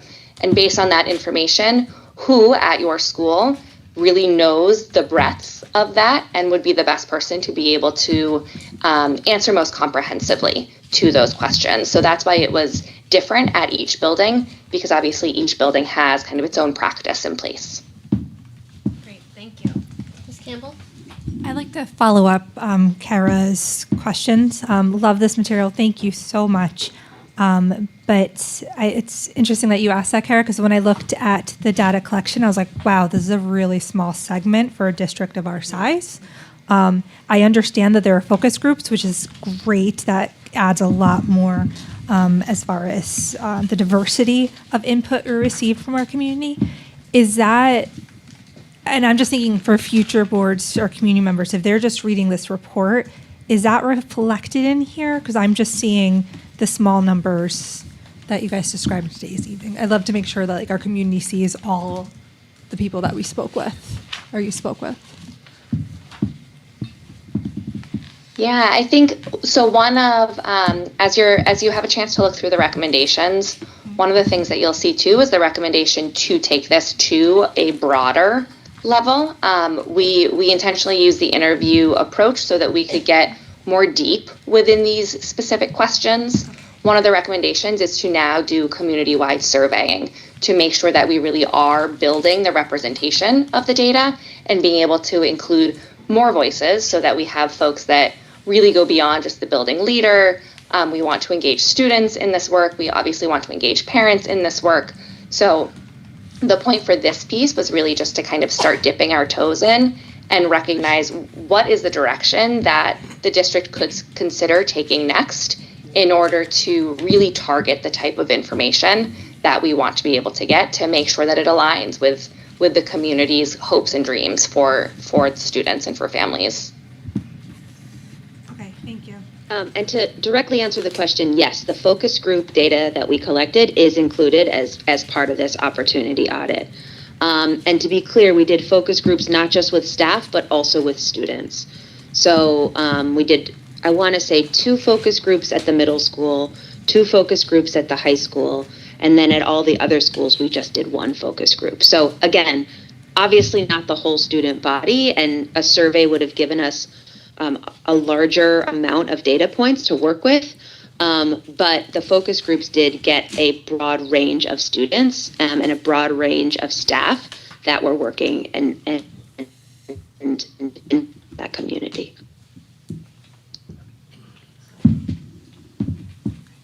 And I Other will just- questions for yeah, us? Yeah, I'll just back that up by saying, like, you know, widespread survey collection, that takes time. That takes effort. You know, there are logistics that are, you know, difficult to overcome. So I think when you have a short time to get things done, you kind of have to pick one lane or the other. And I appreciate that, you know, when we look at these sort of deep dive interviews, that we're really getting into the issues that people in our district care about. So I appreciate the lane that we went down. I think what you're hearing is sort of the bubbling up of like, well, what else can we do? You know, who else can we engage? And, you know, I myself am looking at these recommendations and, you know, fortunately or unfortunately, I'm immediately looking at them through the financial lens, right? Like, a late bus sounds great if we have drivers. You know, so when we talk about each of these recommendations, eventually we'll sort of be pulling out all of the necessary pieces. And if there aren't answers, then we can go to things like expanded surveys and things like that. Further questions? Seeing none, thank you for your time this evening. Great, thanks guys. Thank you very much. Thank you. Can I ask a question to the board in regards to this? Yes. I guess more Kara. Thank you all for having us. Thank you. Thank you. We Have a nice evening. You too. actually, this may be for you too. Didn't, as a district, we do focus sessions even before this? Do we have? We did for our strategic plan. Okay, so we have insights from that, and then we have insights from like community sessions. Okay. They had access to the strategic plan. Donation to food services? Yes, so we received a anonymous donation for our food services of 250 total multiple anonymous donations. And Well, thank you to the multiple anonymous donors. Thank you.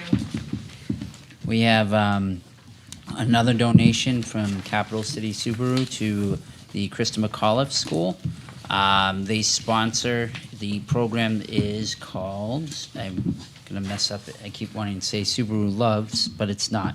It's Adopt a Classroom, and what they do is they provide funds for schools to buy materials and resources and supplies for a classroom. It is called Subaru Loves Learning. So that teachers are able to provide equitable opportunities in the classroom for students and also give them access to things that we might not be able to afford in our general supply material budget, and they might not have access to outside of school. So this year they chose Krista McAuliffe School, and they got a donation of $3,000. Thank you. And we will need to vote on that? That's Yes. listed, yep, Under later on, votes. yep. Yep. And it's statewide state general assurances. So there's a document in here, and what it is general assurances stating that the Concord School District will abide by the rules and requirements of the federal and local grants that we apply for. This specific, actually, to federal that we're applying for. It is the responsibility of the board to essentially give me the direction to assure that we are meeting these requirements with my staff here, but the board has to at least sign off, which Pam could do as a representative of the board, that I have presented the assurances to you. I sign off saying that I will ensure that we follow the assurances per the grants and the requirements in order to access the funds of the grant. There, if you go in the document there, about page 129 gives you the overview of the assurances, all the way up to page 149. Do we need a vote on this? I don't think. This doesn't General. require a vote. It's just it's an acknowledgement. Those are the assurances.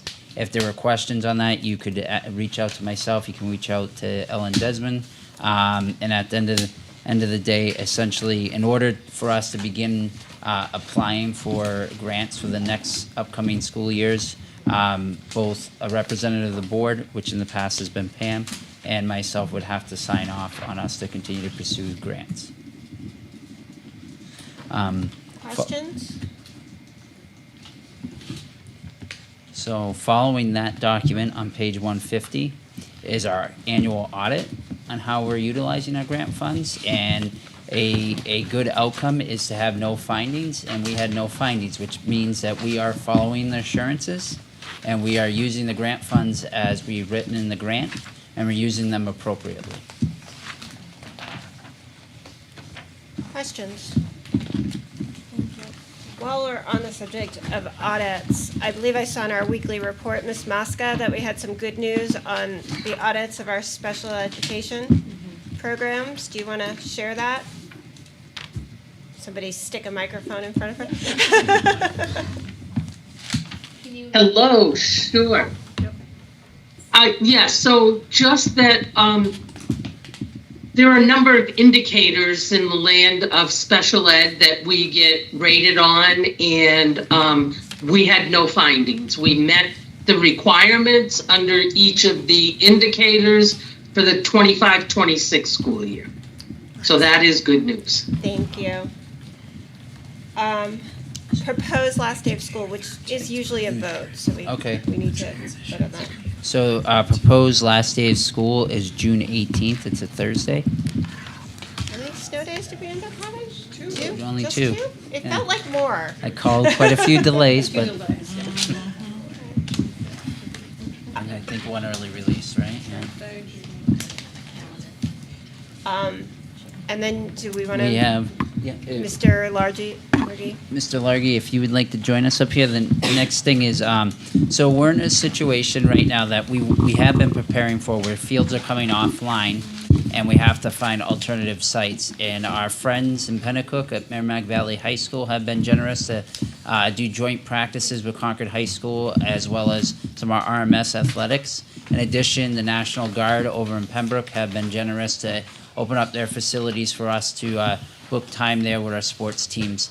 The challenge is going to come in about a week to maybe 2 weeks at most, when our sports teams begin going on road trips, and at the same time we also have to provide transportation essentially to the National Guard in Pembroke, but there are some needs to getting some students to Merrimack Valley's athletics facilities as well. So Mr. Largy reached out with concern. Our current policy does reflect that if we're doing something related to co-curricular athletic, school-sponsored, that we have to provide district transportation as when going outside of the city limits. So although Pennacook, being a borough of Concord, it is, for all intents and purposes, in Pennacook, and the National Guard, although a stone's throw over the town line of Concord, is, for all intents and purposes, in Pembroke.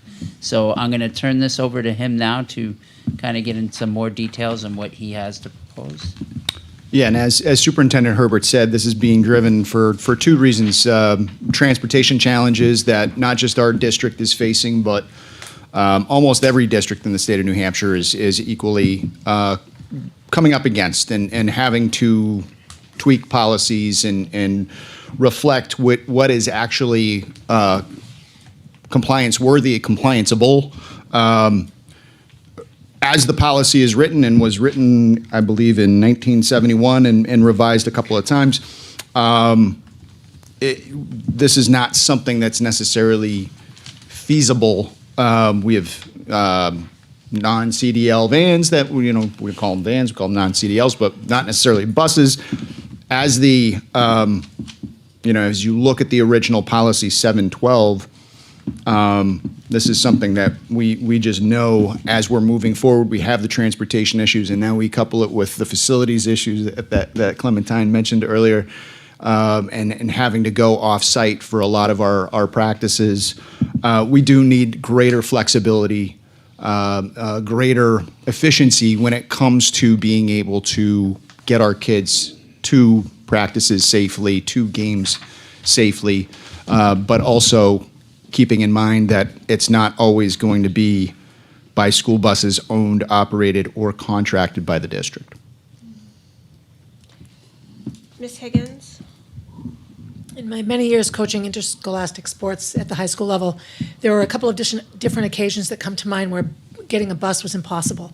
And I remember at the time, our athletic director was Bill Whitmore, and an example of what we did was we had a group of parents that were willing to drive, and students were assigned to a parent, and permission was, so anytime we needed to be transported somewhere and there wasn't a bus, 5 girls went with Mr. Smith and 7 girls went with Mrs. Jones, and it was just a consistent, I'm not saying that's what we do, but these are the kinds of things that have happened in the past.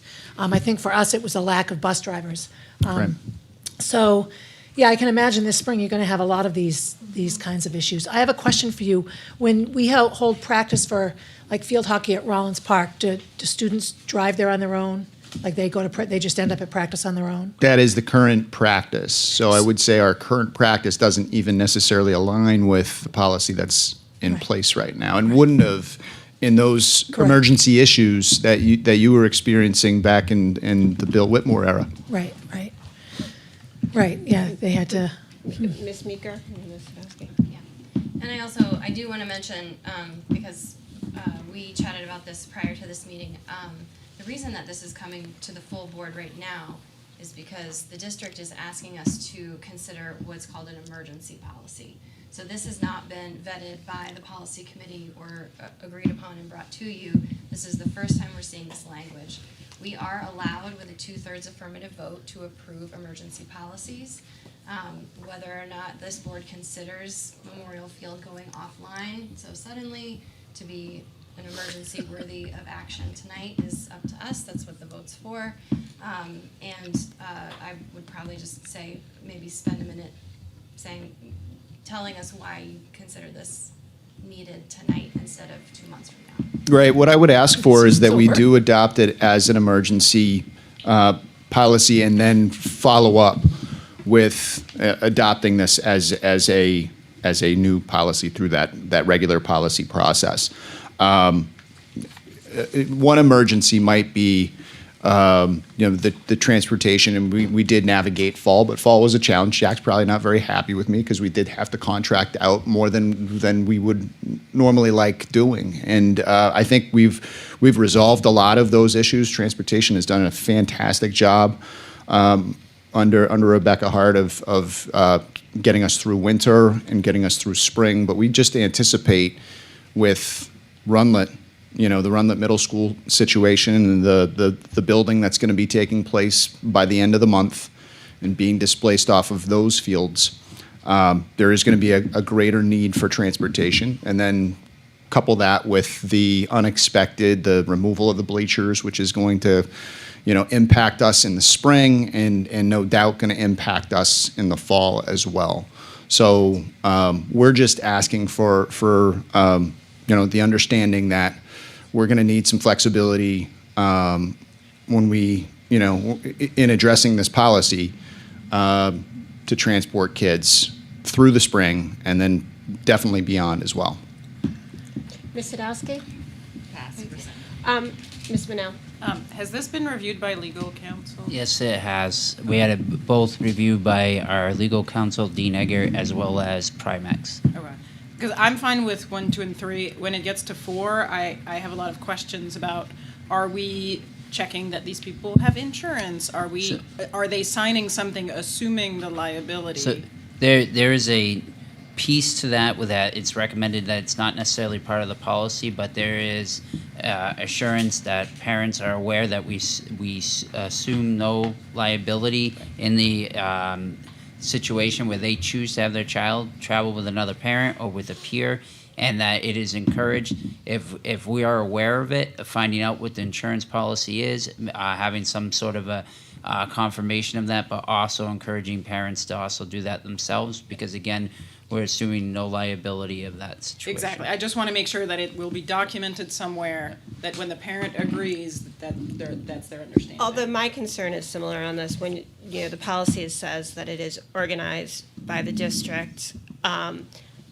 would want to make sure that we're not, if we're saying these are the parents that are driving, we have done background checks and we have confirmed that they have insurance at the minimum. I think that this should be amended that any adult has to be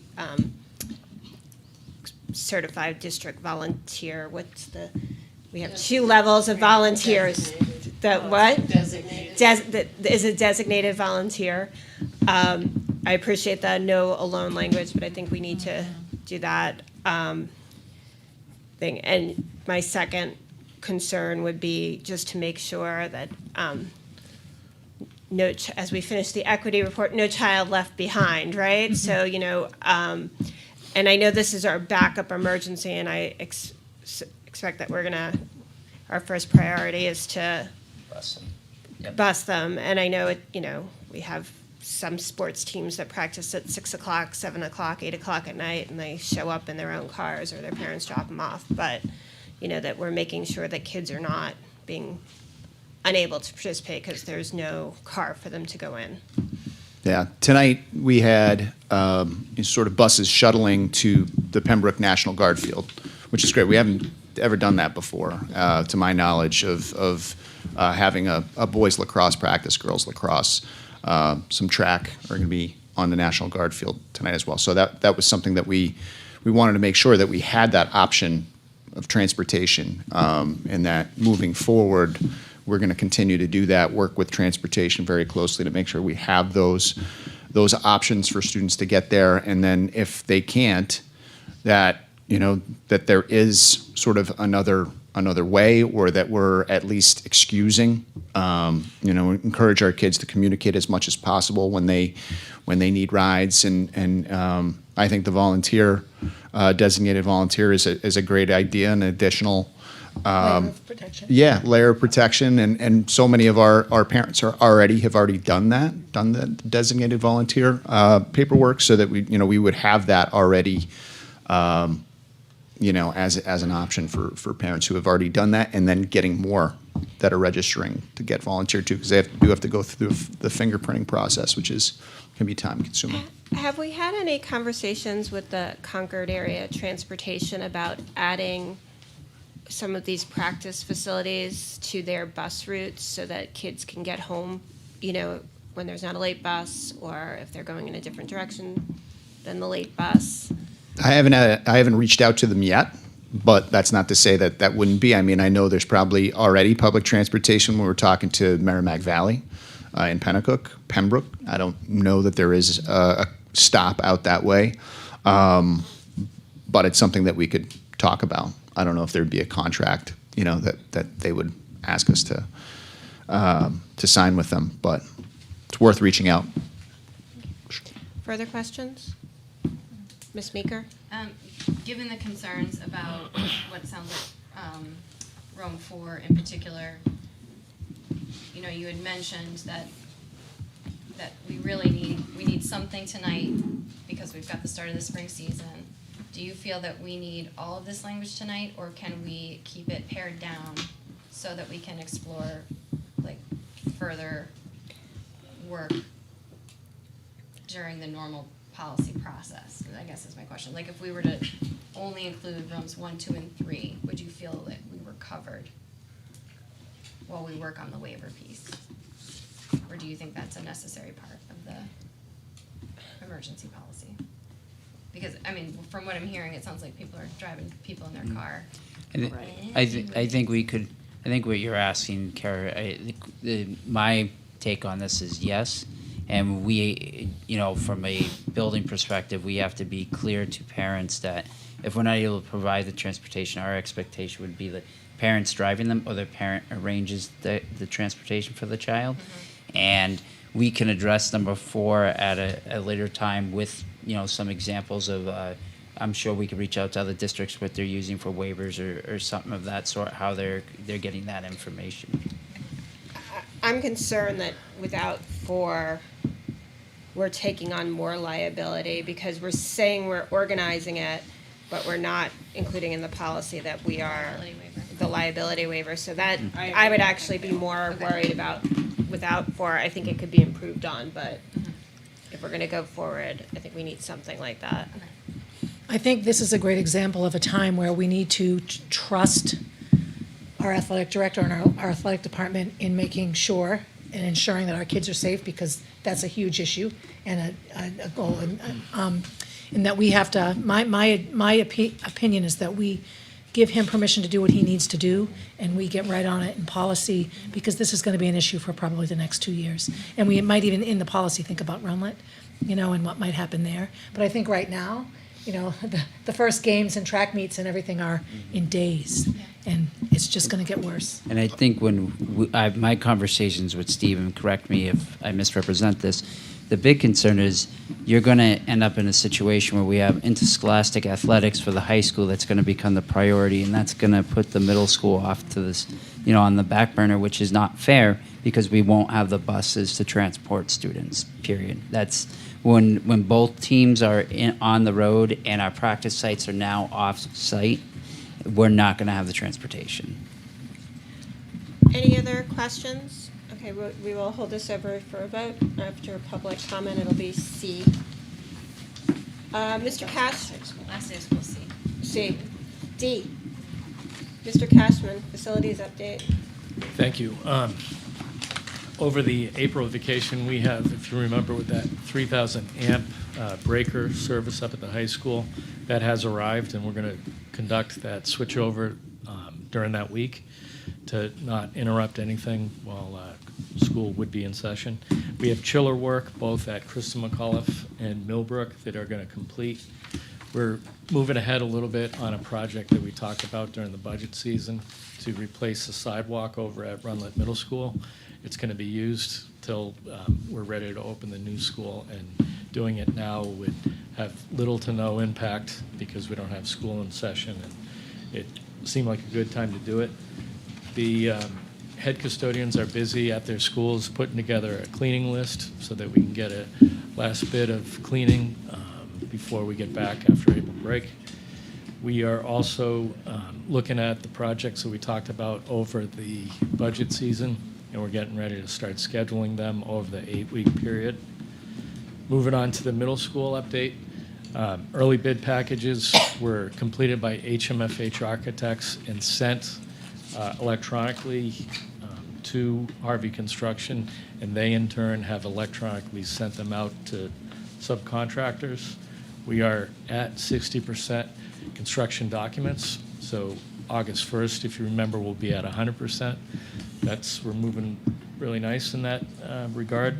Our anticipated mobilization, that includes the fence, the job trailers, dropping electricity to the job trailers, that we're looking at early to mid-May. We've been working a lot with Jay at the middle school, just trying to hold off as long as we can so some of those practice fields could be continually utilized. Some of the first things that we'll see are the rammed aggregate piers. That will start taking place mid to late May. There'll be a neighborhood survey that Harvey Construction will do prior to any land disruption, just to make sure that they do that analysis work ahead of time. And then just looking big picture, we're going to be looking at full construction starting mid to late summer into the fall. So that's foundations, more traffic on site, but all that traffic will be pulled on site within the fencing area. This Thursday we have a building committee, 5:30 in here. We're going to be reviewing what we heard and some responses to the abutters meeting that we had last month. And we still are talking a little bit about groundbreaking that needs to be talked about and scheduled. We could, I think, talking around, we talked about maybe picking a day during the week for the kids in school, and we just need to determine a date for that. Thank you, Mr. Cashman. Sure. Questions for Mr. Cashman, Ms. Meeker? I just wanted to comment, if anybody lives in the South End or has been by the South End, there's a big, beautiful house being torn down. Oh, the on Blossom's South house. Street. So Yes, sad. so sad. It's also very noisy. And there's a lot of curious neighbors that as soon as that fence went up, people are stopping by, they're trying to figure out what's going on. Looking forward to when we put the fencing up at Runlet and we start to close off that space, I'm wondering if maybe there's some signage we could agree to where people can, when they're walking by, have a number, a QR code, something where they can, because as soon as that stuff goes up, people are going to be stopping by and asking you questions. So obviously I'm going to put your personal cell on a poster board and then put it up on the fence with your face. With sticky notes. On Ask your that. question here. I assume we could put up a sign directing them to sign up We for would. project updates. Yes, we would. There would be a storyboard that would go up and, reminiscent of other projects we've done. We've brought interested people for tours when it's safe and when we can walk around. But it's a good way to be transparent with the project and show people the progress. So yeah, we definitely would. Good idea. City and Community Memorial Field. Okay, along the line of athletics and recreational spaces in our district. The City and Community Relations Committee met tonight, and we looked over a brief summary of where we are at now. So the track is unsafe for competition, still open for public access, however. Bleachers are condemned. The city is working to have them demolished. The dome field bleachers are also deemed unsafe due to frost heave damage. Drainage and pooling water remain an issue. None of the fields are even open yet, even though we're 2 weeks into spring sports. And then all the trees got cut down, but that's another story for another day. All we had done as a board was approve to divide the initial $1.2 million in planning and permitting costs. That's all we've committed to thus far. That commitment has nothing to do with what we were asked of tonight. So I spent several days talking to 3 key city officials, Dave Gill, Thomas Bell, and Byron Champlin. Got a variety of answers from each of them.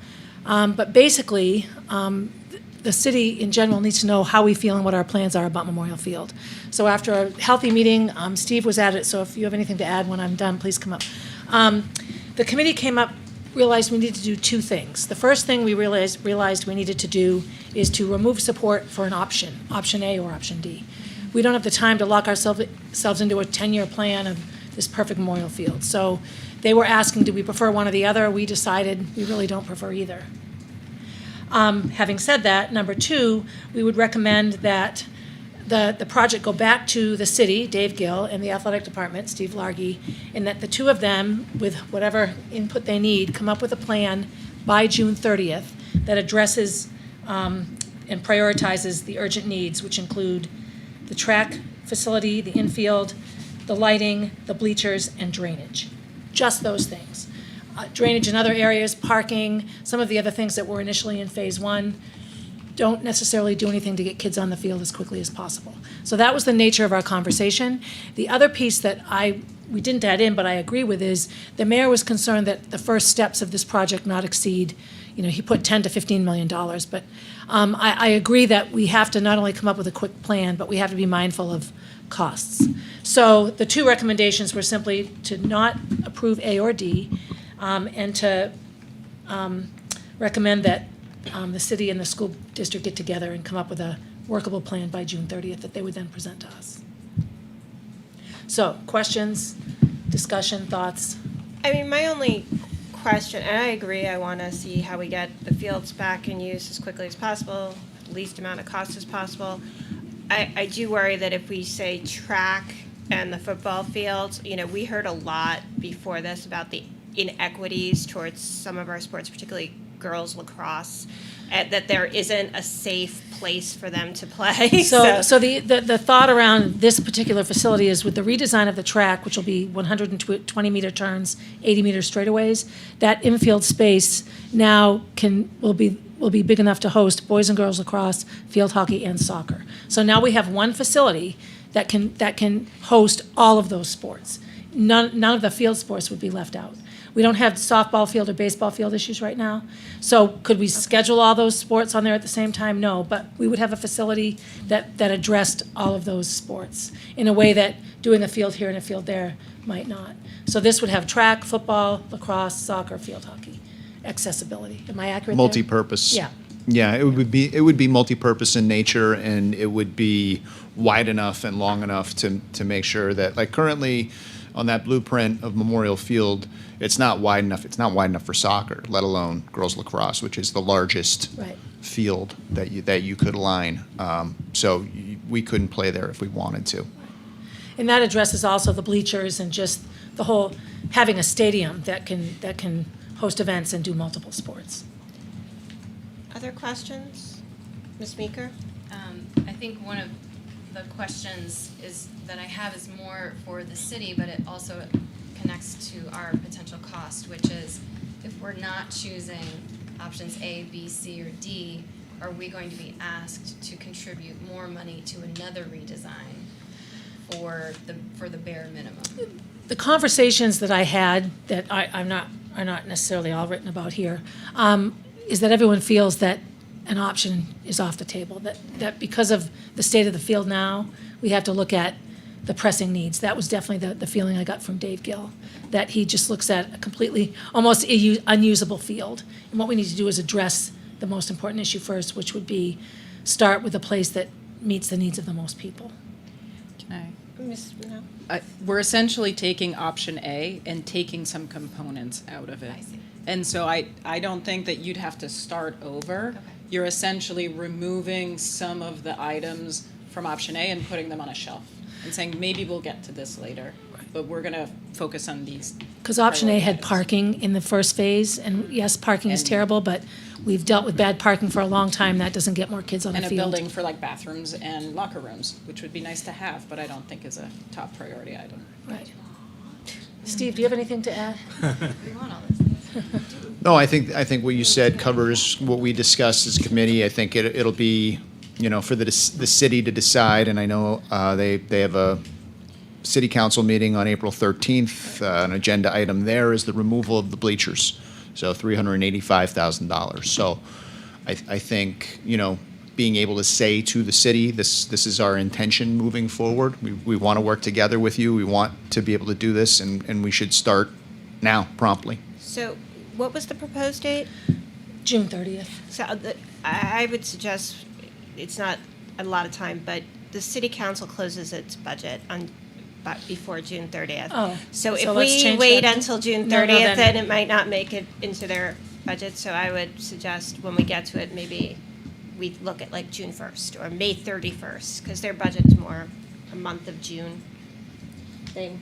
Do you have to have an exact date, or could you just write before the close of the city budget for the? For fiscal year 20. Well, it's not the close of their budget, it's their consideration of the budget. We don't have to have an exact date. I always find that when you're giving people a Right. task, it helps to have it. Yeah, We're asking for a plan, and so there has to be a deadline so Yeah. that we make sure we get that. Yeah. Well, I'm Good quite sure the idea, committee Alex. won't mind amending the Yep. recommendation to May 31st. And Sorry, Steve. I love you. Even sooner. Hearing has one. other questions, discussion? Okay. We will vote on that as item E under votes. No, that's already B. Oh, it's already beat, thank you. Finance, monthly report.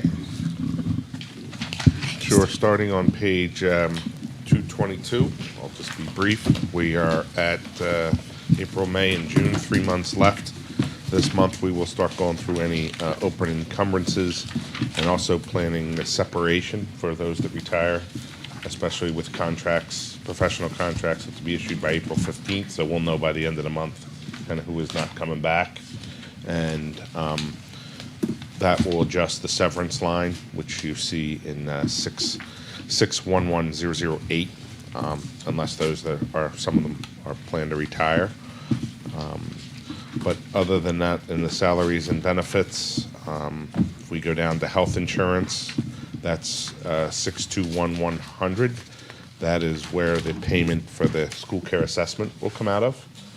Remember, you made one payment in December, was to make one by the end of this month, and then one the end of June or by July 15th.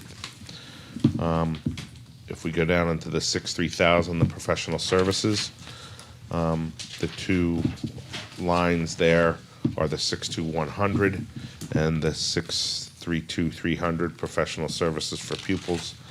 Hopefully we'll get a little bit better on that run out, because if you look under the encumbrance line, there's about 1.7 encumbered.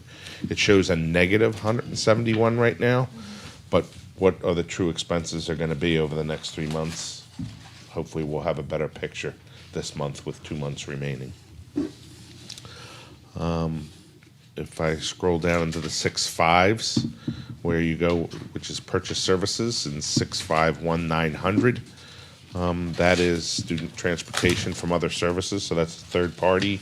And that is McKinney-Vento, parent reimbursement, or if we're transporting because of an out-of-district placement. So right now, you see under the encumbrance line, we have 724,000 committed, but it's negative 166. So hopefully we'll have a better picture by the end of this month of how much that will be. It's a lot better where we are now than where we were last year, which was negative 1.8 million when we closed out the year. So things are a lot better at transportation than they were.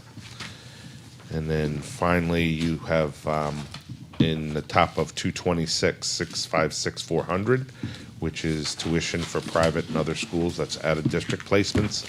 Right now, that's showing a negative 678, but there's encumbered 1.167 million. So there's a little wiggle room there. We're hoping to run that out this month to see what May and June will be, and hopefully there'll be some savings in there and it doesn't truly hit negative or go higher than that. And then the other thing that is not negative at the moment is under the 6,000 supplies, books, and utilities, 662,200 electricity. So right now we have 32,000 encumbered left for the year with 27,000 available. So that one might be a little tight, might go over a little bit. You do know, as you know, in the budget that was passed, we expect that to be a little higher. There might be some other revenue we'll come back to you with in October, since you've already passed it. I won't get into that, but we'll talk in November when as it relates to that. Can you promise that we don't have to talk about this till November? No, I'm not. There's a finance committee meeting this month, so I'm not going to promise. But other than that, I have nothing to highlight in the revenues at the moment. But you will have a clearer picture of what the year-end balance and all looks like by the end of this month. So at your May 6th meeting, we'll hopefully be able to tell you this is where we'll probably add a column and say this is where we think things are going to be. Okay, and hopefully they're better than what we've projected for the budget. Ms. Guerin, Mr. Dunn, or Superintendent, CEA updates? Either one of you, welcome to. Go ahead, Jack. Yeah, sure. Let me just go. CEA, we're still negotiating. Negotiation Oh, yeah, update. negotiation. We are still negotiating with CEA, which is the teachers and nurses. And also, there was just a preliminary meeting with the tutors. We So gave, that's the we status did give a for the moment. counter offer to the tutors. We're waiting to hear back. Personnel, Ms. Guerin.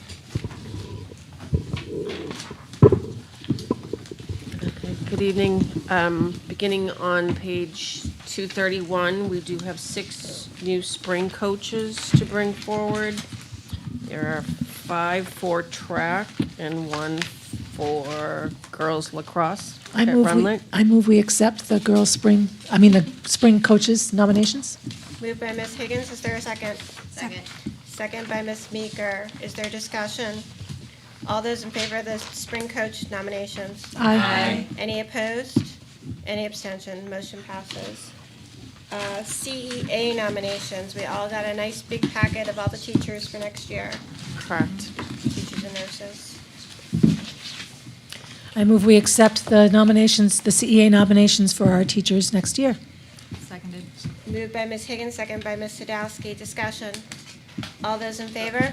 Aye. And, oh, yes, sorry. Do these reflect the reductions in force as a result of the Yes. budget? Correct. These are who's currently being offered contracts. There will be other that come over as positions get filled or Additional. additional. Yeah. We'll see more. Yep.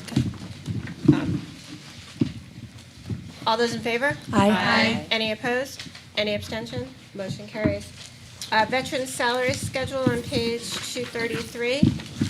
Yep, we do have 6 teachers who have put in for VSS. Could you briefly explain what VSS is? It is a retirement incentive for teachers who have been here for many years that plan on retiring. It is a 2-year program, so they will work for the next 2 years, and they will have based on their years of service, they will be entitled to a monetary incentive. And then they are required to retire at the end of the 2 years? They are required to retire at the end of the 2 years. Would someone like to move the veteran salary schedule? So moved. Moved by Ms. Higgins. Is there a second? Second. Discussion? All those. Appreciation for their service. Yes. All those in favor? Aye. Any opposed? Any abstention? Motion carries. I know you brought 2 leave of absence requests. Correct. I would like to ask that we hold those until after our non-public. Okay. Tonight, if everyone's okay with that? Yes. I had questions, and it feels like we don't need to interrupt the meeting for that. I apologize for being a pain, but I want to bring something. I see the physical education here on the veteran salary, so I understand 2 years retirement. At what point, and I guess how can I, so Kara, I mean, your help with this, can I bring forward to the table a discussion around our phys ed requirements in the high school? Because understanding staffing the future, I'd love to. I think that could go to you could make a motion under other business to refer that to the instructional committee. Perfect. Thank you. Anything else, Ms. Karen? No, thank you. Thank you. At this time, we're open for public comment. Mr. Schweiker, if you could sign in, if you haven't already. I haven't already.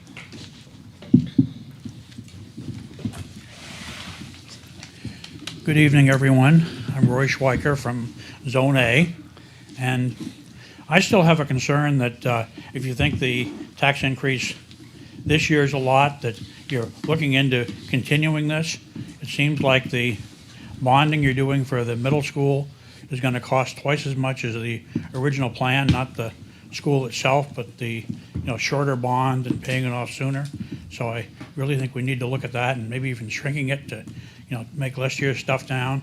And the other thing I wanted to speak about was the negotiations. Some member of the board wrote on social media, "I have no intention of advocating for driving salaries down to the worst in the state." And I don't either, but that's not what I proposed. I suggested that of the 160 districts in the state, that Concord should set their salary level more like number 30 instead of number 6, which it is now. And if you think 30 is too low, Bow is 49 and Hopkins is 59. So it's not like, other districts are in this area that have a lot richer people aren't, busy, trying to outbid us. They're much lower still. And even if you had a freeze of the salary schedule, the people would still be getting step raises of 3 to 5.4%. And if they take more classes, they get a raise of 3% to 11% by moving to a different thing. So it's not like, even if you said no raise to the schedule, that the individuals would not be getting raises. The only ones who would not get a raise would be the ones in the maximum step of Masters plus 30, which right now is over $101,000. And I feel less concerned for people who are making $101,000 than people like the elderly widow I know who just got taxed out of her home and spent the winter in a homeless shelter. I'm not going to give her name, but if you drive up Auburn Street on your way home, you can see the tax sale notice on her lawn.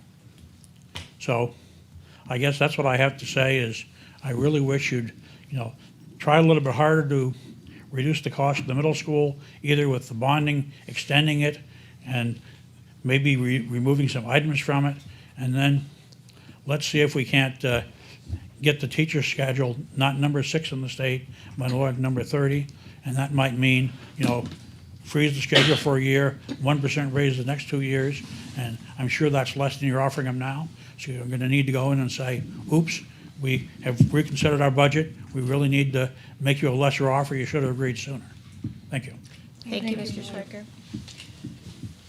We're going to sing no one else wanting to testify. I'm going to close public comment. I will take a motion to accept the $3,000 donation from Capital City Subaru. So moved. Moved by Ms. Boucher. Is there a second? Second. Second by Ms. Minot. All those in favor? Aye. Any opposed? Any abstentions? Motion passes. Memorial Fields. The City and Community Relations Committee moves that the Concord School Board remove its support for the specifics of option A and option D. Second.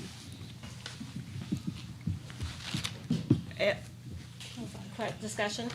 Yeah, I guess my understanding is what we did approve was, no, we didn't actually choose I an know we option. didn't. So this is sort of a motion to stay the course. Yes, Or this to came up modify. in the meeting, because do we really need to, and it was more of a specific question from, The city seems to want Right. clarification. Right. And Two of the so three even though people- we think we already, Well, the city wants us, what I had been expressly told by the city, the mayor several times, is they wanted us to choose by A and D.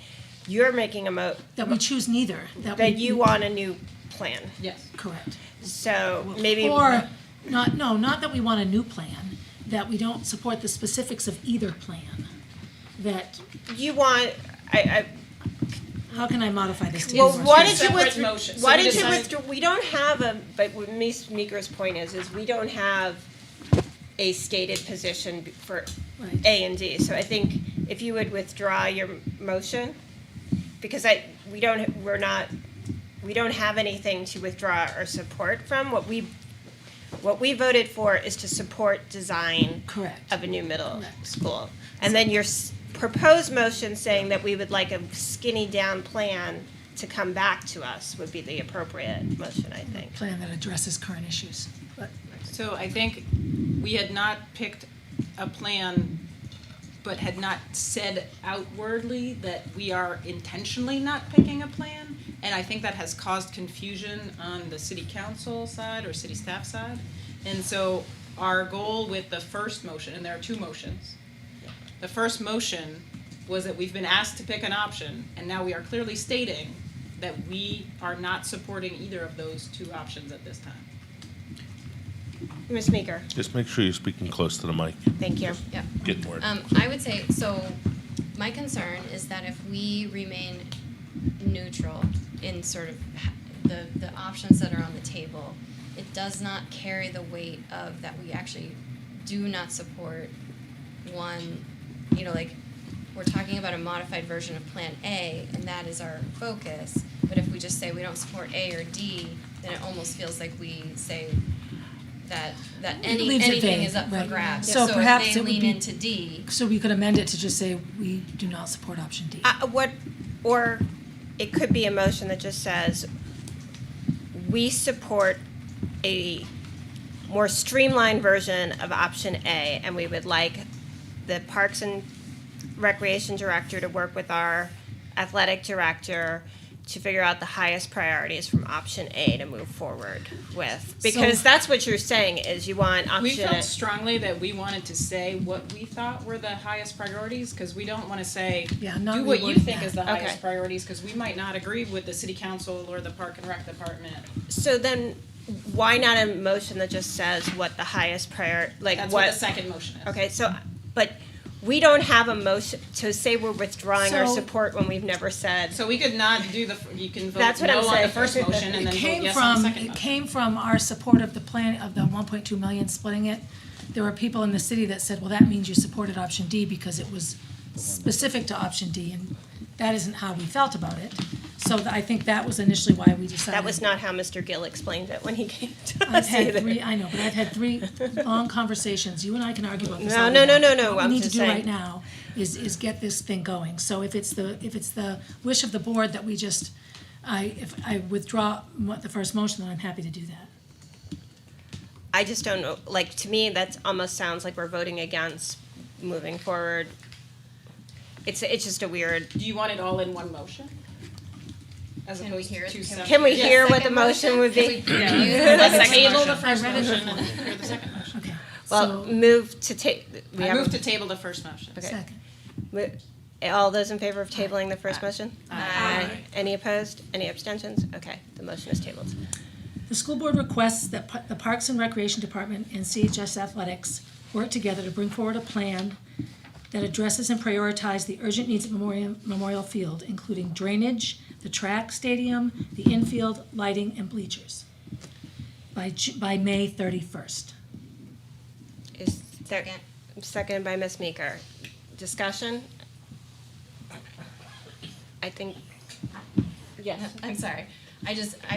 It sounds like that we are asking for something that is timely and something that is feasible from a financial standpoint? Is that like, so do we want to state plainly that we have an expectation of a price cap or an expectation that all of the items will come from option A?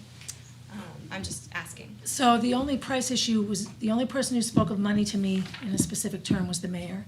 And he didn't want the first phase of anything to exceed $15 million. We discussed this in our meeting, but we didn't include it.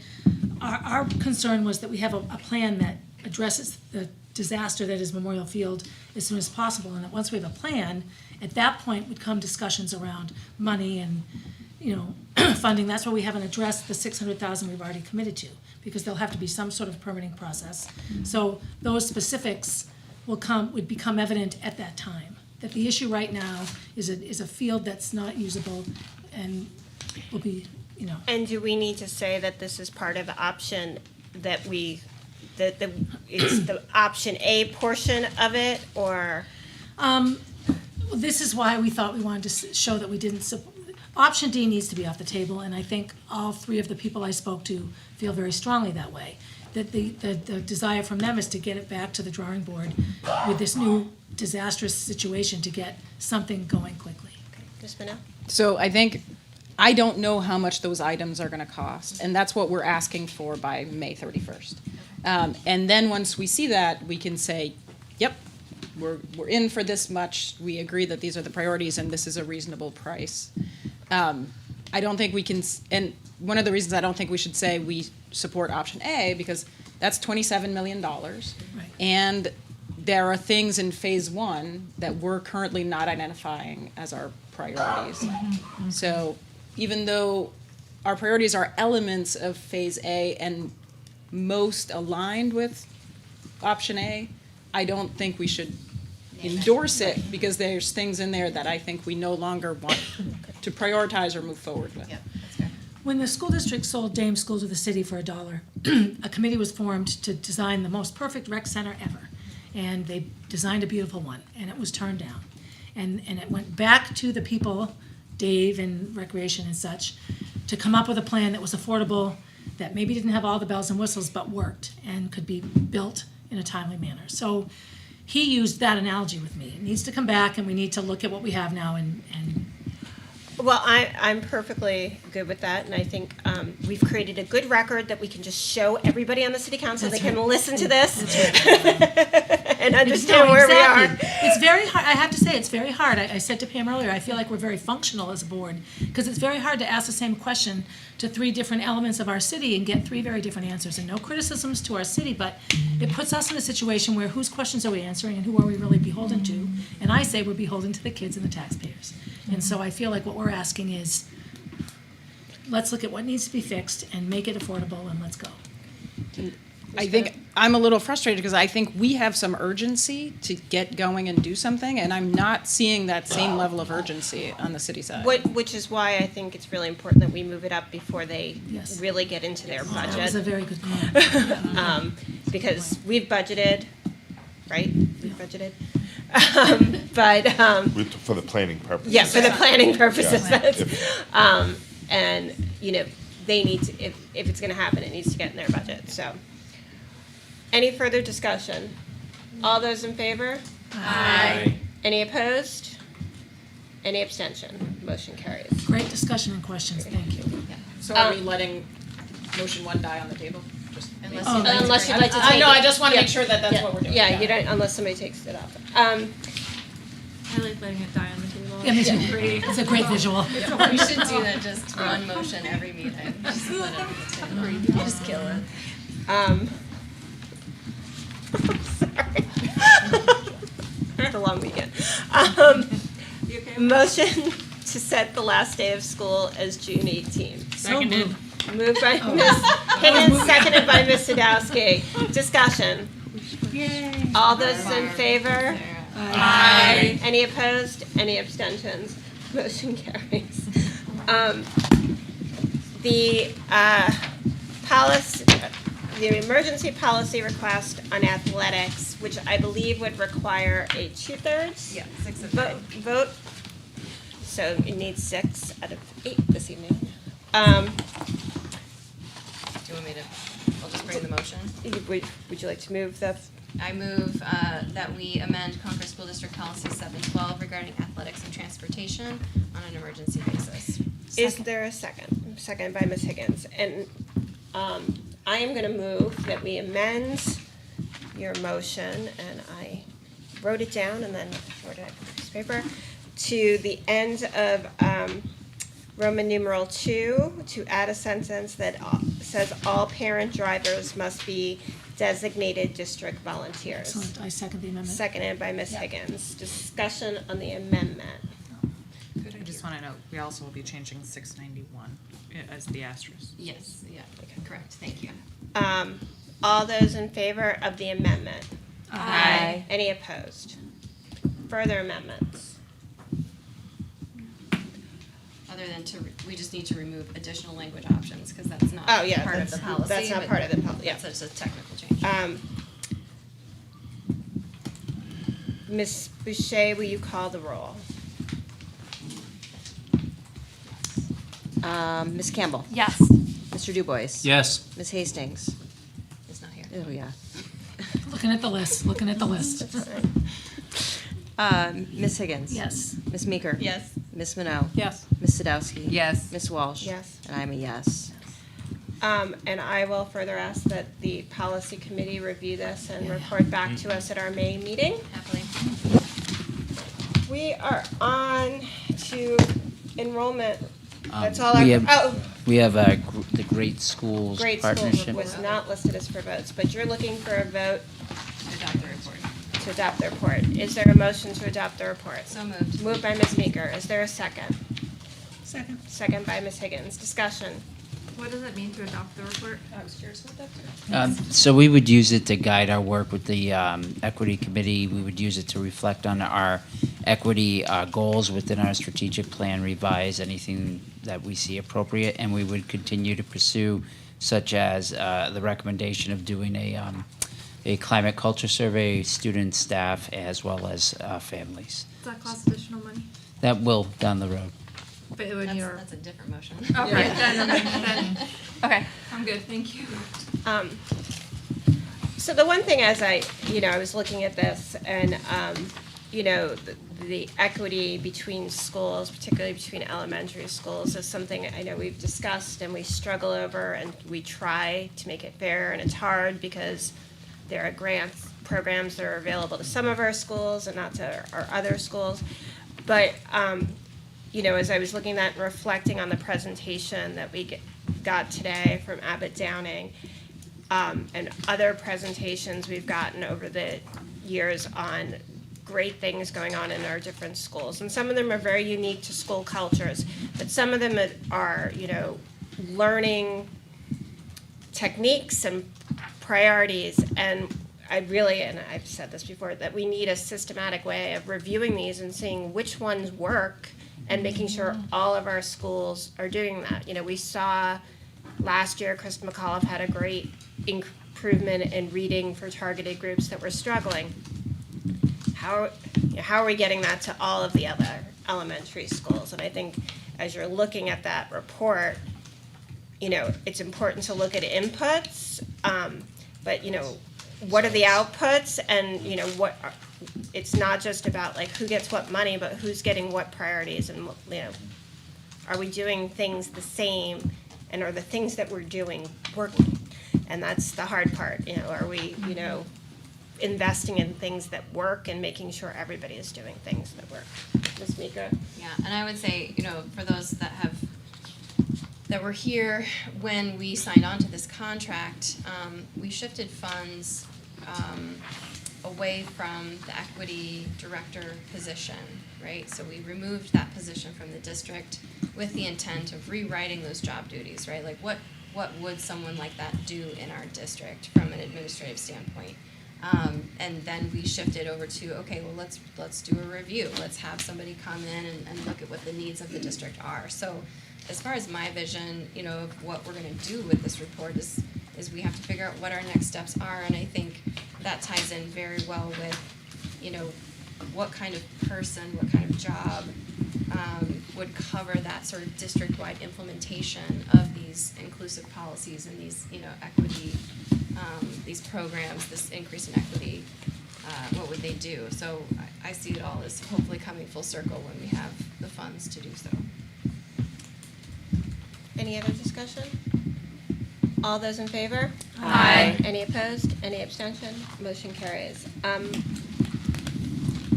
Monthly enrollment reports? Yep, so overview for the 25-26 enrollment progress report is overall we're down 7 students, 4 at the elementary level, 3 at the high school level. Middle school's holding strong. Middle school is holding strong. On page 235, where we break it down by school, you can see where some of the movement has been. Beaver Meadow School, losing 2 students. Broken Ground, losing 3 students. McAuliffe School stays strong. You can see the numbers at kindergarten still. It's an area of focus for us. We know that's large kindergarten numbers. We do have the instructional assistant there who work with the teacher to make it more manageable. We're also keeping eyes on Millbrook's first grade. That, again, large number, 22, 21 there. Students moving in, trying to keep those manageable class sizes for the teachers and for students learning, conducive to their learning. No movement at Runlet. We're still right where we were last month. 3 reduction, as I mentioned earlier, at the high school. And they were Concord School District, not Deerfield. And none at the CRTC level. What we have seen is an increase in homeschool. That's up 2 from last month, and I would say we just got about 3 new letters requesting homeschool status this week. So end of last week into this week, but was reviewing those this morning. So I anticipate those numbers being higher for the month of May's meeting out of district. We're down by 1. That is due to attrition, a student graduating a program and moving into adult programming. Our special ed charter school numbers remain the same. Homeless situation has increased by 7 students in transitional living situations. So that number continues to go up.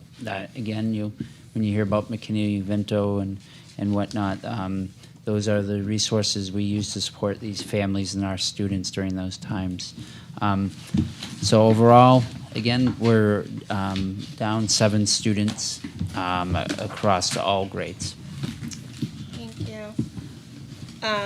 Ms. Campbell, if you had a motion that you wanted to make on other business? I do, thanks. Hi, Instructional. She's not here, give her all the things to do. Oh, boy. Hi, Brenda, if you're watching. She's so not watching.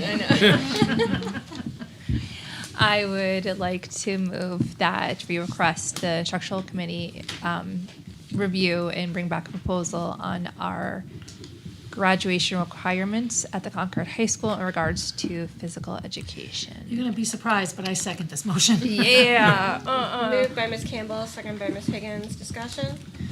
Essentially, I feel in looking at ways to minimize the removal of staff, unfortunately, or whatever, we can look at ways that we over offer in terms of state regulations and such, and we require 1.5 credits for PE and health, and the state requirement is 1 credit. So, given the fact that we offer so many other opportunities to kids and all of that, it's a logical thing to do when we're looking at how can we cut staff without cutting staff that makes existing classes bigger. We can look at ways that we can trim what we need to offer. So I'm a hardcore PE person, but I get it. Mr. Yes, I'm thinking back to the 306 conversations that we've had the last few months, and one of the ones was about how there's a lack of opportunities to be able to take AP and other advanced courses. I think that by lessening some of this, some of the PE, that becomes possible. So that would put me in favor of that as well. Well, we're just voting right now to refer it to instructional, so. That's good conversation. Yes, but it's a good conversation, so. Pam Wicks will be happy. Yes. All those in favor? Aye. Any opposed? Any abstention? Motion passes. All my PE and coaching friends Proposed hate me. meetings, proposed calendar of meetings. City and community, That was today, that all today. happened. Communications and policy on Wednesday, building on Thursday. Next Monday, negotiations, followed by instructional. The 20th, executive, followed by finance, and then there's a special student wellness event with a one-act play at the Bank of New Hampshire stage on the 22nd. Wow, this looks almost empty compared to the last couple of months. Board of Education meeting on May the 4th, building on the 7th. For your Star Wars t-shirts. Communications and policy on the 11th at 5:30, instructional on the 13th at 5:30, negotiations on the 18th, followed by finance, and on the 20th, executive, followed by city and community.